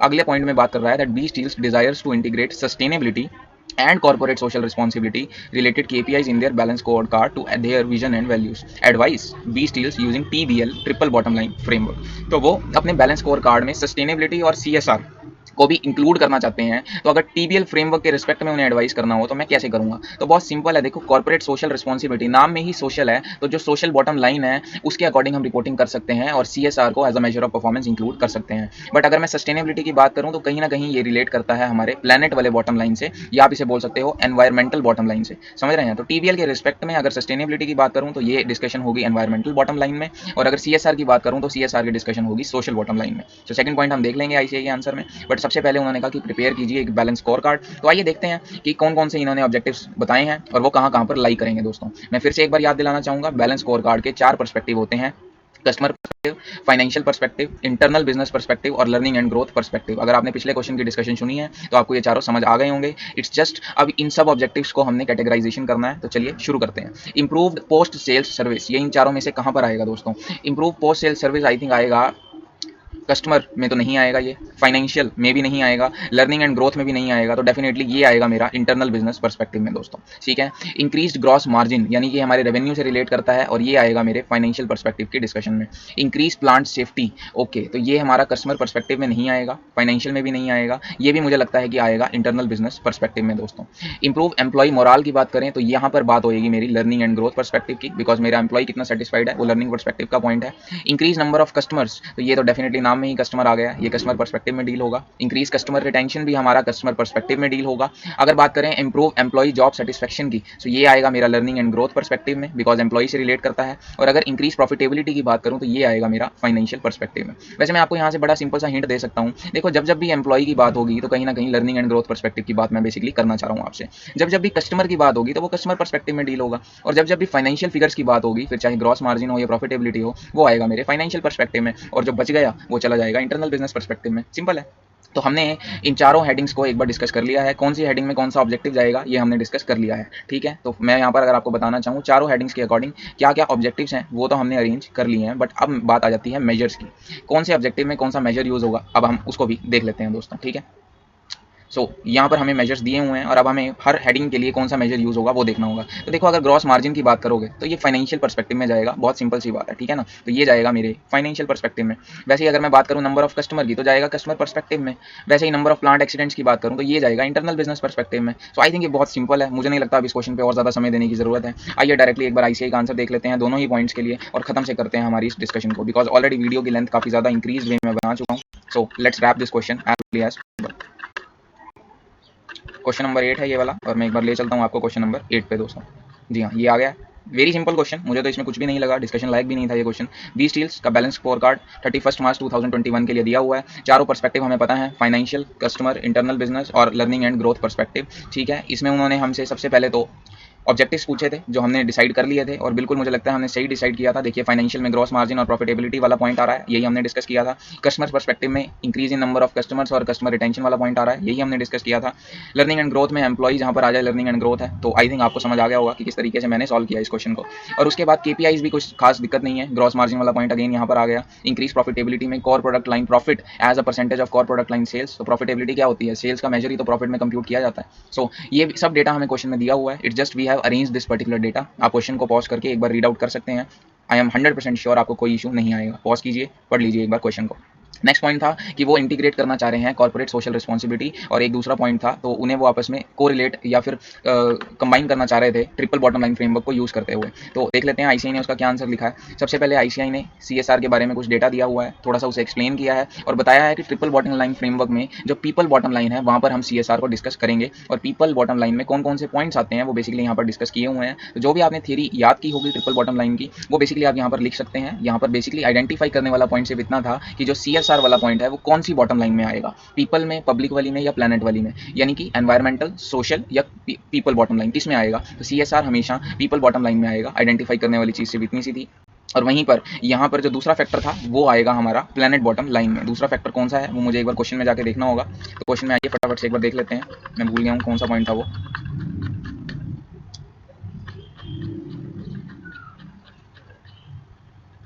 हम कर रहे थे क्वेश्चन नंबर 7, और क्वेश्चन नंबर 7 में हमने बोला था लास्ट में, जी हाँ, सस्टेनेबिलिटी। ओके, ये पॉइंट मैं आपको ऑलरेडी बता चुका हूँ कि सस्टेनेबिलिटी जो है हमने क्वेश्चन रीड आउट करते ही डिस्कस कर लिया था कि सस्टेनेबिलिटी जो है वो प्लैनेट बॉटम लाइन का पार्ट बनेगा। तो इतना ही पॉइंट आपको आइडेंटिफाई करना था। उसके बाद आईसीआई ने जो भी प्लैनेट बॉटम लाइन को एक्सप्लेन किया है, वो आपने जितनी थियरी रीड आउट की होगी और लर्न की होगी टीबीएल कॉन्सेप्ट के बारे में, वो आप यहाँ पर लिख सकते हैं and you will stand to gain full marks दोस्तों। ठीक है, इसके बाद दिया हुआ है क्वेश्चन नंबर 8, ये भी बैलेंस स्कोर कार्ड के ऊपर है। सो चलिए डिस्कशन करते हैं क्वेश्चन की। नेक्स्ट क्वेश्चन है क्वेश्चन नंबर 8। अगर आपको मेरी फोटो विजिबल नहीं हो रही है तो परेशान मत होइए, आपके एंड पे सब ठीक है, मेरे एंड पे ही मेरी फोटो नहीं दिख रही होगी आपको, क्योंकि इसका क्रेडिट जाता है मेरे खास फ्रेंड को जिन्होंने पता नहीं क्या पंगे ले लिए हैं और अब मेरी फोटो विजिबल नहीं हो रही है। बट एनी हाउ, हमें तो क्वेश्चन कंप्लीट करना है और वो हम करके ही रहेंगे। तो चलिए डिस्कशन करते हैं नेक्स्ट क्वेश्चन की। In 2010 Luxo had monopoly in the eye wear market of America. तो अमेरिका में एक कंपनी थी LUXO नाम की, और इनकी मोनोपोली थी अमेरिका के आई वियर मार्केट में। But the problem with the company was that it was selling variety of I wear by putting a big price on it. देखिए, जब भी किसी की मोनोपोली होती है तो नेचुरली वो ज़्यादा प्राइस चार्ज करना शुरू कर देता है, और यही केस यहाँ पर भी देखने को मिल रहा है। At present there is almost nothing that you can't buy online, but at that time there was limited things that you could order online. Now in 2010 RB Signer INC launched a website. तो एक नया competitor आया लक्सो का RB signer के नाम से, और इन्होंने अपनी वेबसाइट लॉन्च कर दी to sell eye glasses online. Selling eye wear online and competing with Luxo was a challenge for RB. Within just 4 years, RB break the monopoly of Luxo and capture the major market of America. So monopoly तोड़ दी गई और RB signer नए king हो गए market के within just 4 years. Okay, so people find it really convenient to buy sunglasses and glasses online and get delivery at doorstep. Following the footstep of Luxo, RB eliminated the middleman from the manufacturing process, launched its own optical lab to have its own manufacturing process. धीरे धीरे इन्होंने diversify करना भी शुरू किया और अब ये खुद से मैन्युफैक्चरिंग भी करना शुरू कर दिया। The range of products services offered by RB which make it different from Luxo include easy buying process, delivery, stylish glasses, customized eyewear glasses. Products was sold on the site at very affordable with a starting range of just $95. Just $95, मतलब Indian rupees में अगर आप बात करो तो ये बन जाएगा 6,840 रुपीज़। तो काफ़ी सस्ता चश्मा है ये, आपको लगता है क्या ऐसा? मुझे तो नहीं लगता। चलिए इनके मिशन, विजन एंड ऑब्जेक्टिव्स के बारे में अगर बात करें तो इसका मिशन और विजन और ऑब्जेक्टिव दिए हुए हैं जो हमें रीड कर लेने हैं। आगे देखते हैं कि क्वेश्चन में क्या दिया हुआ है दोस्तों। As a mission based brand RB needed a way to instil their team of employees with the passion for the mission. So company के बारे में काफ़ी सारा ज्ञान दिया हुआ है, बट मैं मेन लाइन पर आऊँगा जिसकी हमें नीड है। इन दिसंबर 2021 RB reported the donation of 9,60,000 pair of sunglasses. The company also claims to be 90% carbon neutral. So ये दो डेटाज हमें दिए हुए हैं which really I find it useful. आगे देखते हैं क्या दिया हुआ है। बैलेंस स्कोर कार्ड से कुछ एक्सट्रैक्ट्स हमें इन्होंने निकाल के दिए हुए हैं। So हमें एक बैलेंस स्कोर कार्ड इन्होंने बेसिकली बनाकर ही दे दिया है। सो फिर रिक्वायरमेंट क्या है? एक अदर इन्फॉर्मेशन भी इन्होंने लास्ट में दी हुई है that RB Signer has recently invested heavily in IT security to prevent the frauds. Now what is the requirement of this particular question? Examine the performance of the RB Signer in 2021। यानी this is the basic, बहुत बेसिक question है, कुछ भी discussion करने लायक इसमें खास है नहीं। हमें इन्होंने बैलेंस स्कोर कार्ड ऑलरेडी बनाकर दे दिया है, हमें जस्ट अब उसको एग्जामिन करना है। यानी कि जो भी पॉइंट्स हमें दिए हुए हैं हमें उन्हें डिस्कस करना है वन बाय वन और डिसाइड करना है कि ओवरऑल जो परफॉर्मेंस है दोस्तों, बस ये वर्ड याद रखना, ओवरऑल जो परफॉर्मेंस है वो कैसी है, हमें इस चीज़ को एग्जामिन करना है दोस्तों। चलिए बिना समय को वेस्ट किए हुए एग्जामिन करना शुरू करते हैं। सो मैं सीधा एक्सट्रैक्ट्स पर आ जाऊंगा और वन बाय वन अब हम एग्जामिन करेंगे। एग्जामिन का मतलब ये है कि जो पॉइंट हमें दिया हुआ है हमें सिर्फ उसे डिटेल में जाकर डिस्कशन करनी है। तो पहला पॉइंट है मेरा रिटर्न ऑन कैपिटल एम्प्लॉयड का। अगर कैपिटल एम्प्लॉयड की बात करें या फिर रिटर्न ऑन कैपिटल एम्प्लॉयड की बात करें, हमारा टारगेट था 14% अचीव करने का, बल्कि हम अचीव कर पाए सिर्फ 13%। यानी अगर मैं ROCE के परस्पेक्टिव से देखूँ सो मेरा परफॉर्मेंस अच्छा नहीं था दोस्तों। वहीं अगर मैं नेट इनकम की बात करूँ दोस्तों, नेट इनकम की बात करें तो हमारा टारगेट था 89 मिलियंस का, जबकि हमने अचीव किया 95 मिलियंस, यानी 6 मिलियन से ज़्यादा मैंने अर्न किया और मेरा परफॉर्मेंस था बिल्कुल सेटिस्फैक्टरी दोस्तों। अब क्वेश्चन ये अराइज होता है कि मेरा return on capital employed less होने के बावजूद मेरी नेट इनकम इंक्रीज कैसे हो रही है। तो यहाँ पर मैं रिलेट कर सकता हूँ उस अदर इन्फॉर्मेशन को जो क्वेश्चन में हमें दी हुई थी। क्वेश्चन में हमें दिया हुआ था कि हमने फ्रेश इन्वेस्टमेंट की है अपने IT सेक्टर में। मैं आपको दिखाना चाहूँगा अदर इन्फॉर्मेशन। ये देखिए लास्ट में दिया हुआ है कि RB साइनर ने रिसेंटली हैवीली इन्वेस्ट किया है अपनी IT सिक्योरिटी में ताकि फ्रॉड्स को प्रिवेंट किया जा सके। इस वजह से हम कंक्लूड कर सकते हैं कि जो ROCE है वो कम हो गई होगी, बिकॉज ROCE का फॉर्मूला हम जानते हैं दैट एक्चुअल रिटर्न जिसको आप इनकम बोल सकते हो, डिवाइड बाय में कैपिटल एम्प्लॉयड या फिर कैपिटल एम्प्लॉयड या फिर एसेट्स एम्प्लॉयड। तो आप दोनों कुछ भी बोल सकते हो। तो जैसे ही हमने फ्रेश इन्वेस्टमेंट की होगी दोस्तों, हमारी कैपिटल इंक्रीज हो गई होगी, और जब भी डिनोमिनेटर इंक्रीज हो जाता है तो हमारी परसेंटेज कम हो जाती है। तो ये फ्रेश इन्वेस्टमेंट की वजह से ये हमारा जो है यहाँ पर डिक्रीज देखने को मिला होगा। तो हमने रीजन वाइज इसे एक बार एनालाइज कर लिया है। फर्दर प्रोसीड करते हैं अपनी डिस्कशन के साथ। तो फाइनेंशियल पर्सपेक्टिव के पॉइंट से देखा जाए तो मिक्स्ड रिस्पॉन्स है। नेट इनकम हमारी अच्छी है, लेकिन ROCE हमारा फॉल आउट हुआ है। तो अब बात करते हैं कस्टमर पर्सपेक्टिव की दोस्तों। देखिए, number of first time buyers की बात की गई है। हमारा टारगेट था 1 लाख न्यू कस्टमर्स का, बट हमारे एक्चुअल में 1,20,000 न्यू कस्टमर्स आ गए, विच इज़ गुड। और मैं बोल सकता हूँ कि मेरा परफॉर्मेंस यहाँ पर सेटिस्फैक्ट्री था। कस्टमर रिटेंशन रेशियो के मामले में भी मेरा टारगेट जो था वो 75% का था, बट जो मैंने अचीव किया वो 78 किया। तो यहाँ पर भी मेरी परफॉर्मेंस काफ़ी अच्छी थी। नंबर ऑफ कंप्लेंट्स के बारे में बात करें तो कंप्लेंट्स भी मैंने सोचा था कि मैक्सिमम 2 कंप्लेंट्स ही हम बर्दाश्त करेंगे, बट एक्चुअल में जो कंप्लेंट्स आई वो सिर्फ 1.5 आई। तो मैं बोल सकता हूँ यहाँ पे भी मेरा परफॉर्मेंस काफ़ी अच्छा था। और number of eye glasses donated to needy people, 9 lakh glasses हम डोनेट करना चाहते थे, बट हमने एक्चुअल में 960 किया। तो यहाँ पर भी ओवरऑल परफॉर्मेंस मेरा अच्छा रहा दोस्तों। सो कस्टमर पर्सपेक्टिव के वाइज हमने अच्छा परफॉर्म किया और कस्टमर जरूर हमसे सेटिस्फाई होगा, मैं ऐसा बोल सकता हूँ। अब बात कर लेते हैं इंटरनल प्रोसेस पर्सपेक्टिव से। देखो, नंबर ऑफ बिजनेस प्रोसेस री इंजीनियर। देखो, हमने सोचा था कि हम अपने 100 प्रोसेसेस को री इंजीनियर करेंगे, बट एक्चुअल में हमने 110 प्रोसेसेस को री इंजीनियर किया, so which is a good performance. और यहाँ पे भी अच्छा हमने परफॉर्म किया। Number of new services made available through online application. तो हमारा टारगेट था कि हम 4 सर्विसेज ऑनलाइन ले जाएंगे, लेकिन हम एक्चुअल में सिर्फ 2 सर्विसेज को ही ऑनलाइन करवा पाए। तो यहाँ पर मेरा परफॉर्मेंस जो है वो अच्छा नहीं है दोस्तों। जी हाँ, यहाँ पर डाउनग्रेडेड परफॉर्मेंस मुझे देखने को मिलता है। बट इंसिडेंसेज ऑफ फ्रॉड की अगर मैं बात करूँ, मेरा टारगेट था कि मैक्सिमम 10 फ्रॉड्स ही मैं एक्सपेक्ट कर रहा हूँ, बट एक्चुअल में जो फ्रॉड हुए वो सिर्फ 3 हुए, thanks to my new IT system. और मैं कह सकता हूँ कि यहाँ पर परफॉर्मेंस मेरी काफ़ी अच्छी थी दोस्तों। टोटल CO2 एमिशंस की बात करें, यानी कि कार्बन डाइऑक्साइड एमिशंस की बात करें, 1100 एमिशंस का टारगेट रखा गया था कि मैक्सिमम हम इतना ही बर्दाश्त करेंगे, बट एक्चुअल में 850 तक हमने उसे रिस्ट्रिक्ट किया। तो यहाँ पर भी मेरी परफॉर्मेंस काफ़ी ज़्यादा अच्छी थी दोस्तों। तो ओवरऑल अभी तक परफॉर्मेंस RB साइनर की काफ़ी सही रही है। अब बात करते हैं एक लास्ट एस्पेक्ट के बारे में, जो है लर्निंग एंड ग्रोथ का एस्पेक्ट। देखो, number of employees which are train to instruct retailers. Target था 1050 बंदों को ट्रेन करने का, बट एक्चुअल ट्रेनिंग हम सिर्फ 1000 पीपल को ही दे पाए। तो यहाँ पर भी हमारा परफॉर्मेंस अच्छा नहीं था, और यही कारण है कि शायद हम इतना एक्सपैंड नहीं कर पाए। Number of hours paid for use to support लोग सोशल प्लान्स। तो यहाँ पर 10,000 का टारगेट था, बट एक्चुअल में मैंने यहाँ पे 10,200 आवर्स के बेसिस पे पेमेंट करी। और ये भी कारण हो सकता है कि मेरा ROCE कम आया, बिकॉज मुझे एक्सेस कॉस्ट यहाँ पर इंकर करनी पड़ गई दोस्तों। और अगर नेक्स्ट बात करें number of training position from rural areas, हमारा टारगेट था कि हम 200 पीपल को एम्प्लॉय करेंगे, जबकि एक्चुअली हम 189 पीपल को ही एम्प्लॉय कर पाए। बट इसका कारण रहा होगा कि शायद कम लोगों ने अप्लाई किया रूरल एरियाज में से, जिस वजह से हम टारगेट अचीव नहीं कर पाए। तो ये बियॉन्ड आवर कंट्रोल है, इसलिए यहाँ पर कुछ नहीं कर सकते, इसलिए यहाँ पे मैं दूंगा न्यूट्रल रिएक्शन। सो ओवरऑल अगर आप मुझे परफॉर्मेंस के बारे में बात करनी हो तो RB साइनर की ओवरऑल परफॉर्मेंस एक अच्छी परफॉर्मेंस मैं काउंट कर सकता हूँ। तो इस क्वेश्चन की डिस्कशन यहाँ खत्म होती है और अब बढ़ते हैं नेक्स्ट क्वेश्चन की तरफ। ठीक है जी। सो चलिए डिस्कशन करते हैं नेक्स्ट क्वेश्चन की, और क्वेश्चन नंबर 9 है वो नेक्स्ट क्वेश्चन जिसकी अब हमें डिस्कशन करनी है, and it is based upon the concept of triple bottom line. Now I hope आपको ट्रिपल बॉटम लाइन के बारे में पता है, और जिन लोगों को नहीं पता है एक बेसिक ओवरव्यू में देने की कोशिश करता हूँ। Triple bottom line is nothing but a technique of reporting. जी हाँ, जिस तरीके से बैलेंस स्कोर कार्ड में हम 4 पर्सपेक्टिव्स को माइंड में रखते हुए रिपोर्टिंग करते हैं, सिमिलर वे में ट्रिपल बॉटम लाइन भी एक रिपोर्टिंग का टेक्निक है, जिसमें 3 फैक्टर्स को कंसीडर करते हुए रिपोर्टिंग की जाती है मैनेजमेंट कंसल्टेंट्स के द्वारा। तो कौन कौन से 3 फैक्टर्स होते हैं वो वाले देखो। It depends upon 3 P's। जी हाँ, 3 P's के ऊपर ये डिपेंड करता है, जहाँ पर first one stands for people, the second one stands for planet and the third one stands for profit. So people, planet and profit वो 3 फैक्टर्स हैं जिन पर PBL के अकॉर्डिंग रिपोर्टिंग की जाती है। ठीक है, और पीपल की जो बॉटम लाइन होती है, यानी पीपल को ध्यान में रखते हुए जब हम डेटा को इवेल्युएट करते हैं और रिपोर्ट करते हैं, तो उस तरीके की बॉटम लाइन को बोलते हैं सोशल बॉटम लाइन। जी हाँ, social bottom line relates to the people दोस्तों। ठीक है, वहीं अगर प्लैनेट की बात करूं तो प्लैनेट से रिलेट करने वाली जो बॉटम लाइन होती है उसे हम बोलते हैं एनवायरमेंटल बॉटम लाइन। ठीक है, और वैसे ही अगर प्रॉफिट की बात करूं तो प्रॉफिट से रिलेटेड जो बॉटम लाइन होती है दोस्तों उसे हम बोलते हैं economic bottom line. So social bottom line, environmental bottom line और इकोनॉमिक बॉटम लाइन, 3 तरीके की बॉटम लाइंस या 3 तरीके के ऐसे फैक्टर्स होते हैं जिन्हें ध्यान में रखते हुए हम TBL के कॉन्सेप्ट में रिपोर्टिंग करते हैं। ठीक है, इसे आप 3 P's के थ्रू याद रखेंगे तो रिटेंशन आपकी ज़्यादा अच्छी रहेगी। क्वेश्चन देखते हैं और डिस्कस करते हैं TBL की इस टेक्निक को। Care giver limited is a multi speciality hospital in a mid sized town. A 300+ bedded facility offers treatment across all medical disciplines. So ये केयर गिवर लिमिटेड एक हॉस्पिटल का नाम है। 300+ बेड्स यहाँ पर अवेलेबल हैं और सभी मेडिकल डिसीजेस के लिए ये लोग सर्विसेज अपनी देते हैं। ठीक है, उसके बाद most of the community members have their livelihood linked with the hospital. So जितने भी कम्युनिटी मेंबर्स हैं वो इस हॉस्पिटल पे कहीं ना कहीं डिपेंड करते हैं, डायरेक्टली या फिर इनडायरेक्टली। दिया भी हुआ है, many of them are directly employed by the hospital while others are indirectly related as suppliers of medical devices, drugs, catering or housekeeping contractors.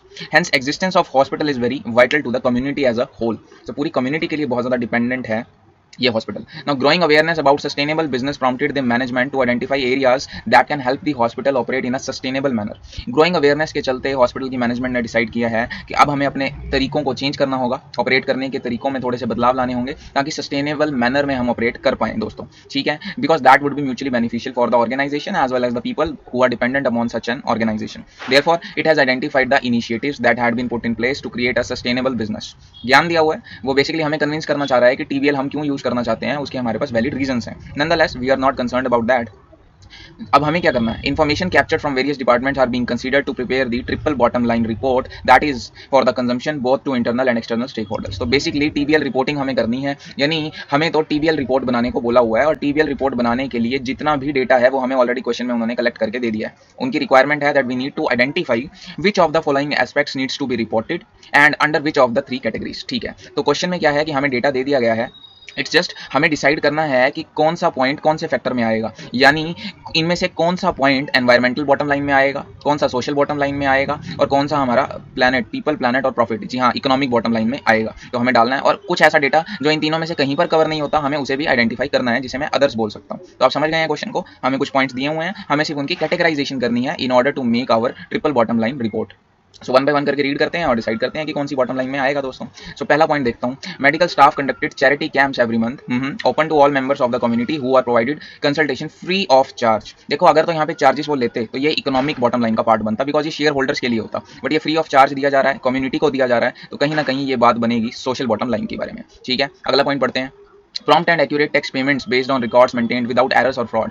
Timely tax payments ये लोग करते हैं, और ये बॉटम लाइन कौन सी होगी दोस्तों, ये डेफिनेटली यहाँ पर बात करना चाह रहा है इकोनॉमिक बॉटम लाइन की, ठीक है, because it directly the tax payments directly relates to our profits. अगले पॉइंट की बात करते हैं, care giver with the help of traffic police has implemented a green corridor for ambulances that carry donor organs for transplantation, ठीक है। Organs harvested for the donor at one hospital can reach another hospital with the recipient patient at the earliest. Okay, हमारी कोशिश है कि हम ज़्यादा जल्दी से जल्दी सामान पहुंचा सकें, ठीक है। डोनर ऑर्गन्स की जो सप्लाई है एक हॉस्पिटल से दूसरे हॉस्पिटल, उसे हम जल्दी करने की कोशिश कर रहे हैं, और ये मैं बोल सकता हूँ कि सोशल बॉटम लाइन का पार्ट बनेगा दोस्तों, बिल्कुल बिल्कुल, बिकॉज यहाँ पे प्रॉफिट अर्न करने के लिए हम ऐसा नहीं कर रहे हैं, हम जल्दी से जल्दी चीजें पहुंचाना चाह रहे हैं, जिसके लिए हमने एक ग्रीन कॉरिडोर बना दिया दोस्तों, ठीक है। अगला पॉइंट पढ़ते हैं, medical waste is discarded at a landfill in a nearby dump side and some of the waste are not biodegradable. कुछ वेस्ट ऐसा है जो बायोडिग्रेडेबल नहीं है, यानी ये बात कर रहा है एनवायरमेंटल बॉटम लाइन के कॉन्टेक्स्ट के बारे में, बिकॉज कहीं ना कहीं नॉन बायोडिग्रेडेबल थिंग्स हमारे एनवायरमेंट को नुकसान पहुंचाएंगे, और हम टीबीएल रिपोर्ट बनाते वक्त इसे रिपोर्ट करेंगे कि हमारे एनवायरमेंट को कैसे नुकसान हो सकता है। चलिए फर्दर पॉइंट्स को पढ़ते हैं, जस्ट कैटेगराइजेशन करना है, बट ऐसे क्वेश्चन एग्जाम में आ सकते हैं दोस्तों।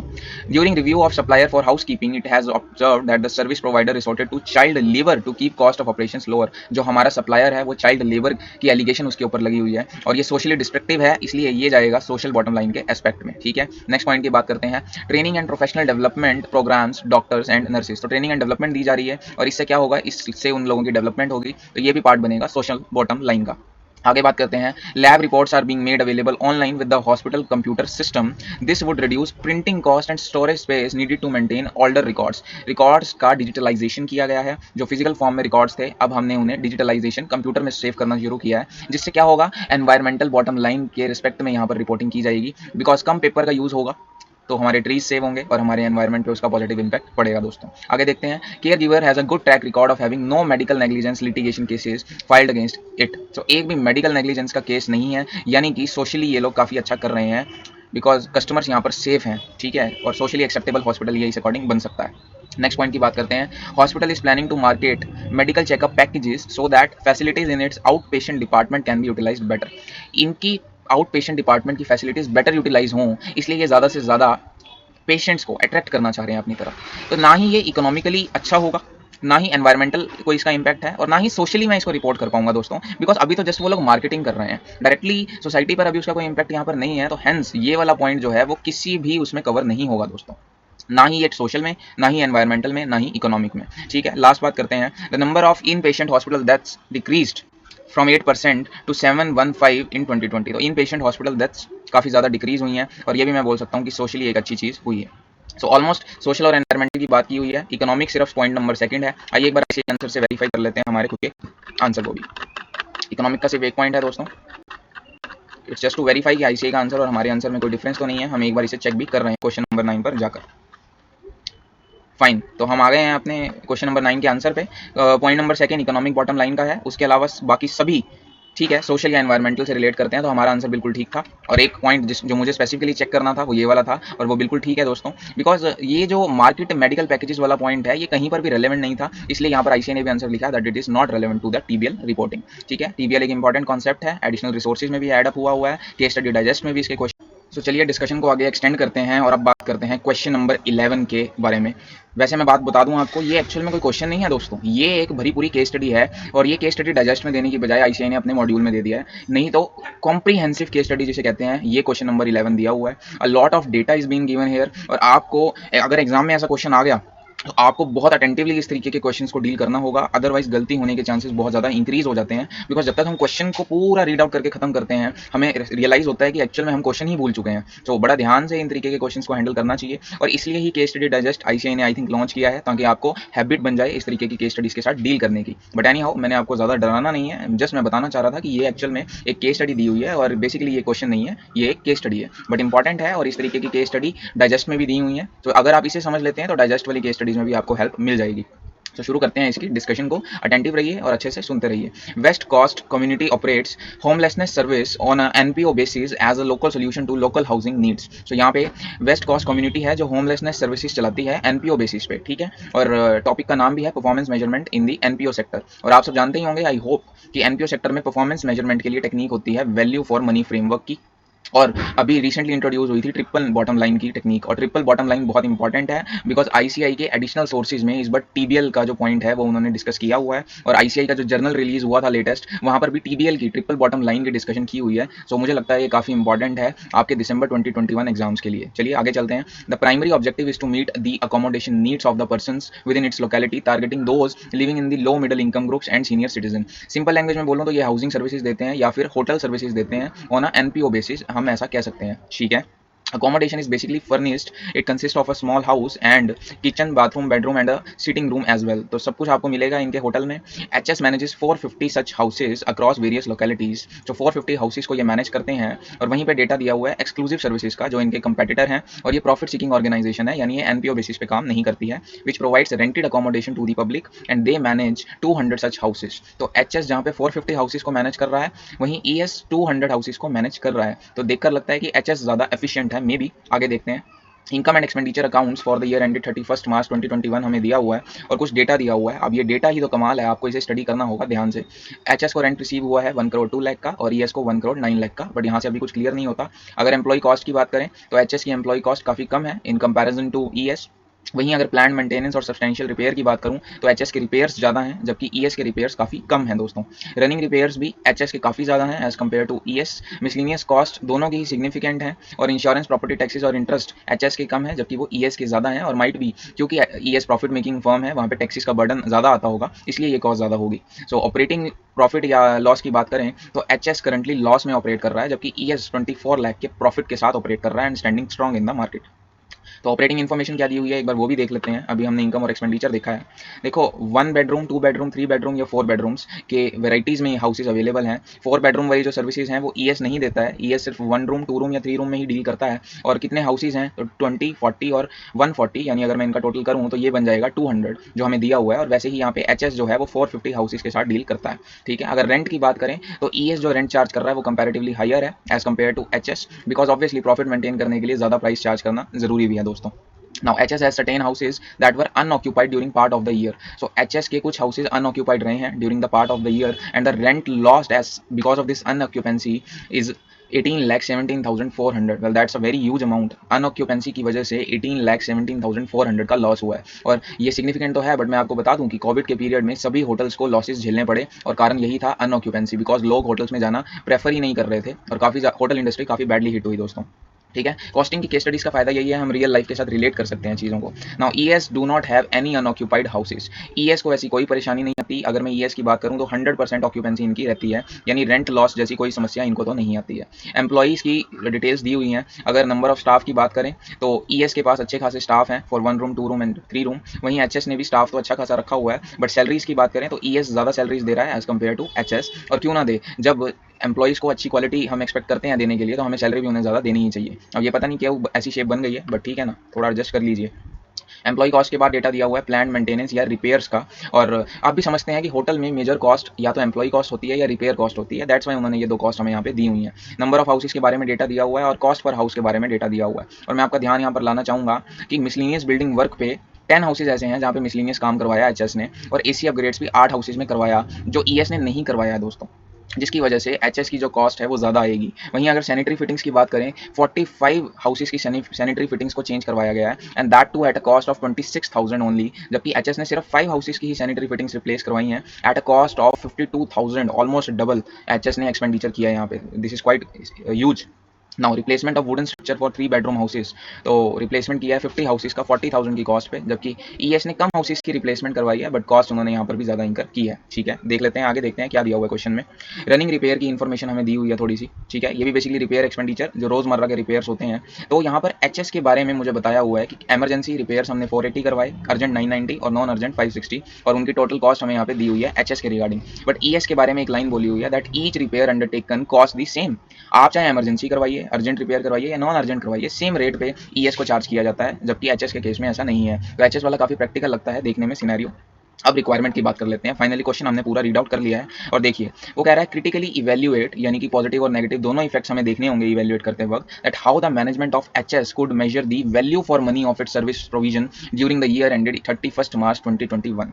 वैल्यू फॉर मनी क्या होता है, अब हमें सबसे पहले तो ये समझ आना चाहिए, फिर हम आगे कुछ बात कर पाएंगे इवैल्यूएशन की। तो जिनको पता है अच्छी बात है, जिन्हें नहीं पता मैं थोड़ा सा ओवरव्यू दूंगा वैल्यू फॉर मनी फ्रेमवर्क के लिए। देखो, जब भी हमें एनपीओ सेक्टर की परफॉर्मेंस मेजरमेंट करनी होती है तो जो टेक्निक यूज होती है वो होती है वैल्यू फॉर मनी फ्रेमवर्क।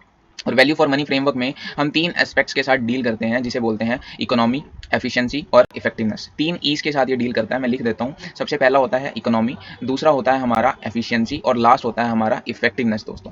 ठीक है, अब हमें वैल्यू फॉर मनी फ्रेमवर्क को यूज कर ये डिसाइड करना है कि whether HS is a better service provider और not as compare to ES. ठीक है, आई होप आपको पार्ट 1 अच्छे से समझ आ गया होगा। तो इसका आंसर फटाफट से एक बार देखना शुरू करते हैं और फिर बात करते हैं आगे की। ठीक है, इसके लिए मैं आपको क्वेश्चन पर लेकर जाना चाहूंगा और मैं वहां पर आपको डिस्कशन कराना चाहूंगा। देखिए, हमने बात करनी है वैल्यू फॉर मनी फ्रेमवर्क के बारे में, तो मैं एक क्राइटेरिया यहां पर पिक करूंगा, ये वाला सैनिटरी फिटिंग्स के बारे में। देखो, ऐसा है 45 हाउसेस, अगर मैं यहाँ पे बोलूँ, मैं बात कर रहा हूँ एचएस की, एचएस ने 45 हाउसेस की सैनिटरी फिटिंग्स को रिप्लेस करवाया eight a cost of 26,100 rupees. ठीक है, यानी टोटल ये कितनी हो गई, 45 मल्टीप्लाई बाय में 26,100, ये टोटल कॉस्ट मुझे इंकर हो गई 11,74,500 रुपीज़ की दोस्तों। ठीक है, बट आप ये देखिए कि ईएस ने 52,200 की कॉस्ट इंकर करी है सेम चीज़ के लिए, और सिर्फ 5 हाउसेस का ही सैनिटरी फिटिंग्स इन्होंने रिप्लेस करवाया। यानी अगर मैं ईएस की कॉस्ट यहाँ से निकालूँ, 5 हाउसेस का इन्होंने 52,200 मल्टीप्लाई बाय में 5, सो इन्होंने सिर्फ 5 हाउसेस के लिए 2,61,000 का एक्सपेंडिचर कर दिया है, which is very huge my dear friends. ठीक है, आप समझ पा रहे हैं what I mean to say is कि अगर मैं 11,74,500 का बजट ईएस को दे दूं तो ईएस अपने कितने घरों का काम चला सकता है इतने अमाउंट से, आइए देखना शुरू करते हैं। तो मैं यहाँ पर आपके लिए कैलकुलेट करूंगा 11,74,500 और ईएस को एक घर के लिए एक्सपेंडिचर करना पड़ता है 52,200 का। सो अगर 11,74,500 को मैं डिवाइड कर देता हूँ 52,200 से, तो ये आ जाएगा 22 हाउसेस माय डियर फ्रेंड्स। ठीक है, सो अराउंड 22 हाउसेस का ही ये सैनिटरी फिटिंग्स रिप्लेस करवा पाएंगे इतने एक्सपेंडिचर में, जितने में एचएस ने अपने 45 हाउसेस का एक्सपेंडिचर मैनेज किया है। तो अगर मैं इकोनॉमी वाइज देखूं तो हु इज मोर इकोनॉमिकल, मैं बोल सकता हूं definitely HS is more economical, because कम खर्चे में ज्यादा हाउसेस को ये डील कर रहे हैं। बट अगर मैं बात करूं एफिशिएंसी की या मैं बात करूं इफेक्टिवनेस की, तो आप भी समझदार हैं, अगर ईएस इन्हीं घरों को ठीक कराने के लिए 52,000 का खर्चा कर रहा है और वहीं एचएस सिर्फ 26,100 का खर्चा कर रहा है, तो कहीं ना कहीं क्वालिटी में फर्क होगा। इतना तो आप मेरी बात मानेंगे। यानी कि मैं बोल सकता हूं कि इकोनॉमी वाइज अगर एचएस अच्छा है, हम मानते हैं कि इकोनॉमी वाइज एचएस अच्छा है, तो इफेक्टिवनेस वाइज कहीं ना कहीं ES is a better performer होगा, ऐसा हम मान सकते हैं। तो पहले क्वेश्चन की अच्छे से डिस्कशन करी, एक पॉइंट लेकर मैंने आपको समझाने की कोशिश की कि किस तरीके से वैल्यू फॉर मनी फ्रेमवर्क का यूज करके हम इवैल्यूएशन कर सकते हैं। हमने जस्ट एक मेजर उठाया और हमने उसे कंपेयर किया 3 एस्पेक्ट्स के रिलेशन में, इकोनॉमी, एफिशिएंसी और इफेक्टिवनेस। तो इस तरीके से कोई भी क्वेश्चन आ जाए, आपकी अप्रोच ये रहनी चाहिए क्वेश्चन को सॉल्व करने की। ठीक है, अभी आईसीए का आंसर भी हम देखेंगे, बट अब बात करते हैं नेक्स्ट एस्पेक्ट की। ठीक है, नेक्स्ट उसने बोला है that identify 2 performance measures in relation to flexibility and quality dimensions of performance measurement. ठीक है, मैं आपको याद दिलाना चाहूंगा, यहाँ पर बेसिकली वो बात कर रहा है बिल्डिंग ब्लॉक मॉडल की, जिसे हम बीबीएम बोलते हैं। और बिल्डिंग ब्लॉक मॉडल में कुछ डायमेंशंस हमें दिए हुए हैं, जिसे मैंने याद किया था क्यू फिर के नाम से, यानी कि क्वालिटी, फ्लेक्सिबिलिटी, इनोवेशन और रिसर्च। और इन चारों में से दो बातों के बारे में यहाँ पर वो डिस्कशन चाह रहा है, एक तो फ्लेक्सिबिलिटी के बारे में और एक क्वालिटी के बारे में। वो हमसे कोई दो परफॉर्मेंस मेजर्स जानना चाहता है इस पर्टिकुलर क्वेश्चन में से। तो आइए क्वेश्चन देख लेते हैं और डिसाइड करते हैं। देखो, क्वालिटी और फ्लेक्सिबिलिटी दो चीज़ें हैं, तो मैं क्वेश्चन में आऊँगा आप लोगों के साथ, ठीक है। और अब देखते हैं कि क्वालिटी के बेस पे सबसे पहले बात करते हैं, जी हाँ, सबसे पहले बात करते हैं क्वालिटी के बारे में और फिर हम नेक्स्ट डिस्कशन करेंगे फ्लेक्सिबिलिटी के बारे में। देखो, क्वालिटी कैसे मेजर कर सकता हूँ मैं, क्वालिटी की बात मैं कर सकता हूँ by the service they both houses are provided. Basically housing services provide करने का इन लोगों का काम है। तो जोन से भी एचएस और ईएस में से बेटर सर्विस प्रोवाइड कर रहा होगा वो मेरे लिए नेचुरली बेटर होगा, अगर मैं बीबीएम के रिस्पेक्ट में बात करूँ, ठीक है। अब दोनों में से किसकी सर्विस बेटर है ये हम कैसे देख सकते हैं, इसके लिए मल्टीपल फैक्टर हम कंसीडर कर सकते हैं। आप स्टाफ बिहेवियर देख लो, आप कस्टमर सेटिस्फेक्शन देख लो, तो और ऑन साइट सर्विस देख लो, तो ये मल्टीपल फैक्टर्स हो सकते हैं जिससे मैं कंक्लूड कर सकता हूँ कि दोनों में से किसकी सर्विस ज़्यादा बेटर है, ठीक है।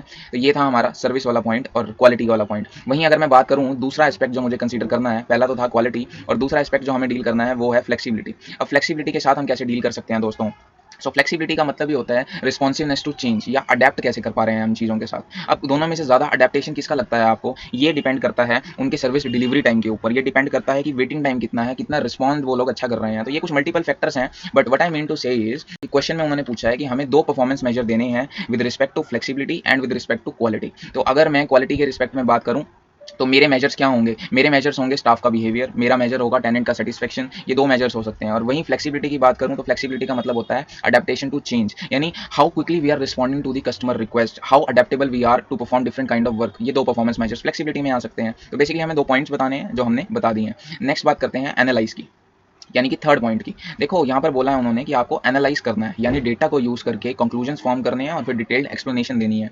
We have to analyze. अब मैं आपको ये मान के चल रहा हूँ कि आपको इन वर्ब्स का मतलब अच्छे से पता है कि इवेल्युएट का मतलब क्या होता है, आइडेंटिफाई का मतलब क्या होता है और एनालाइज का मतलब क्या होता है। अगर आपको नहीं पता तो मुझे बताइए, एक सेपरेट वीडियो में हम ये डिस्कशन कर लेंगे। बट एनालाइजेशन का मतलब होता है कि आपको क्वेश्चन में दिए हुए डेटा को डीपली एनालाइज करना है, रिलेशनशिप्स फॉर्म करने हैं और फिर डिटेल्ड एक्सप्लेनेशन देते हुए कंक्लूड करना है, ठीक है। सो आइए शुरू करते हैं। Analyze three performance measures relating to cost and efficiency that could be utilized by the management of HS when comparing its operating performance. So मुझे cost and efficiency को ध्यान में रखते हुए एनालाइज करना है तीन परफॉर्मेंस मेजर्स को। तो मैं कैसे डिसाइड करूंगा एग्जाम में कि कौन से तीन मेजर्स मुझे लेने चाहिए। देखो, पहले तो मैं आईसीआई का ही आंसर याद करने की कोशिश करूंगा जो मुझे एग्जाम में याद आना ही चाहिए, और अगर नहीं याद आता तो मैं कॉमन सेंस लगाऊंगा। अब कॉमन सेंस कैसे लगाएंगे, देखो, जब कॉस्ट हमें कंसीडर करनी है तो मुझे सोचना होगा कि मेरी मेजर कॉस्ट कौन कौन सी दी हुई है मुझे क्वेश्चन में। और हमने जब क्वेश्चन पढ़ा था तो हमने देखा था कि हमें एम्प्लॉय कॉस्ट दी हुई है, उसके बाद हमें रिपेयर कॉस्ट के बारे में इन्फॉर्मेशन दी हुई है। तो मेरी मेजर कॉस्ट तो एम्प्लॉय कॉस्ट और रिपेयर कॉस्ट है। तो क्यों ना मैं average employ cost per week निकाल लूँ एचएस के लिए और ईएस के लिए और दोनों को कंपेयर कर लूँ।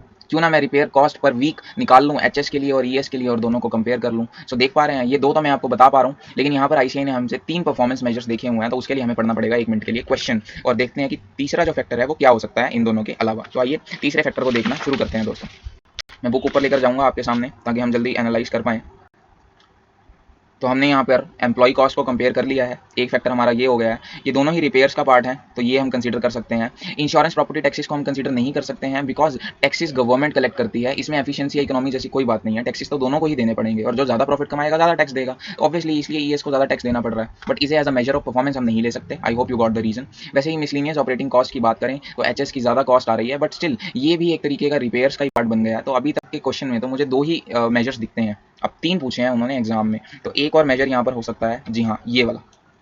एक पॉइंट उन्होंने यहाँ पे दिया हुआ है 100% ऑक्यूपेंसी वाला। देखो, ईएस जो है वो 100% ऑक्यूपेंसी पर काम करता है, जबकि एचएस में 18,17,400 का रेंट लॉस्ट होता है दोस्तों। तो एम्प्लॉय कॉस्ट, रिपेयर कॉस्ट और रेंट लॉस्ट, ये तीनों बड़ी चीज़ें हैं, बड़े एक्सपेंडिचर हैं जो हम मान सकते हैं कि कंपैरिजन हमें करने में काम आएंगे, ठीक है। तो तीनों की बात कर लेते हैं one by one.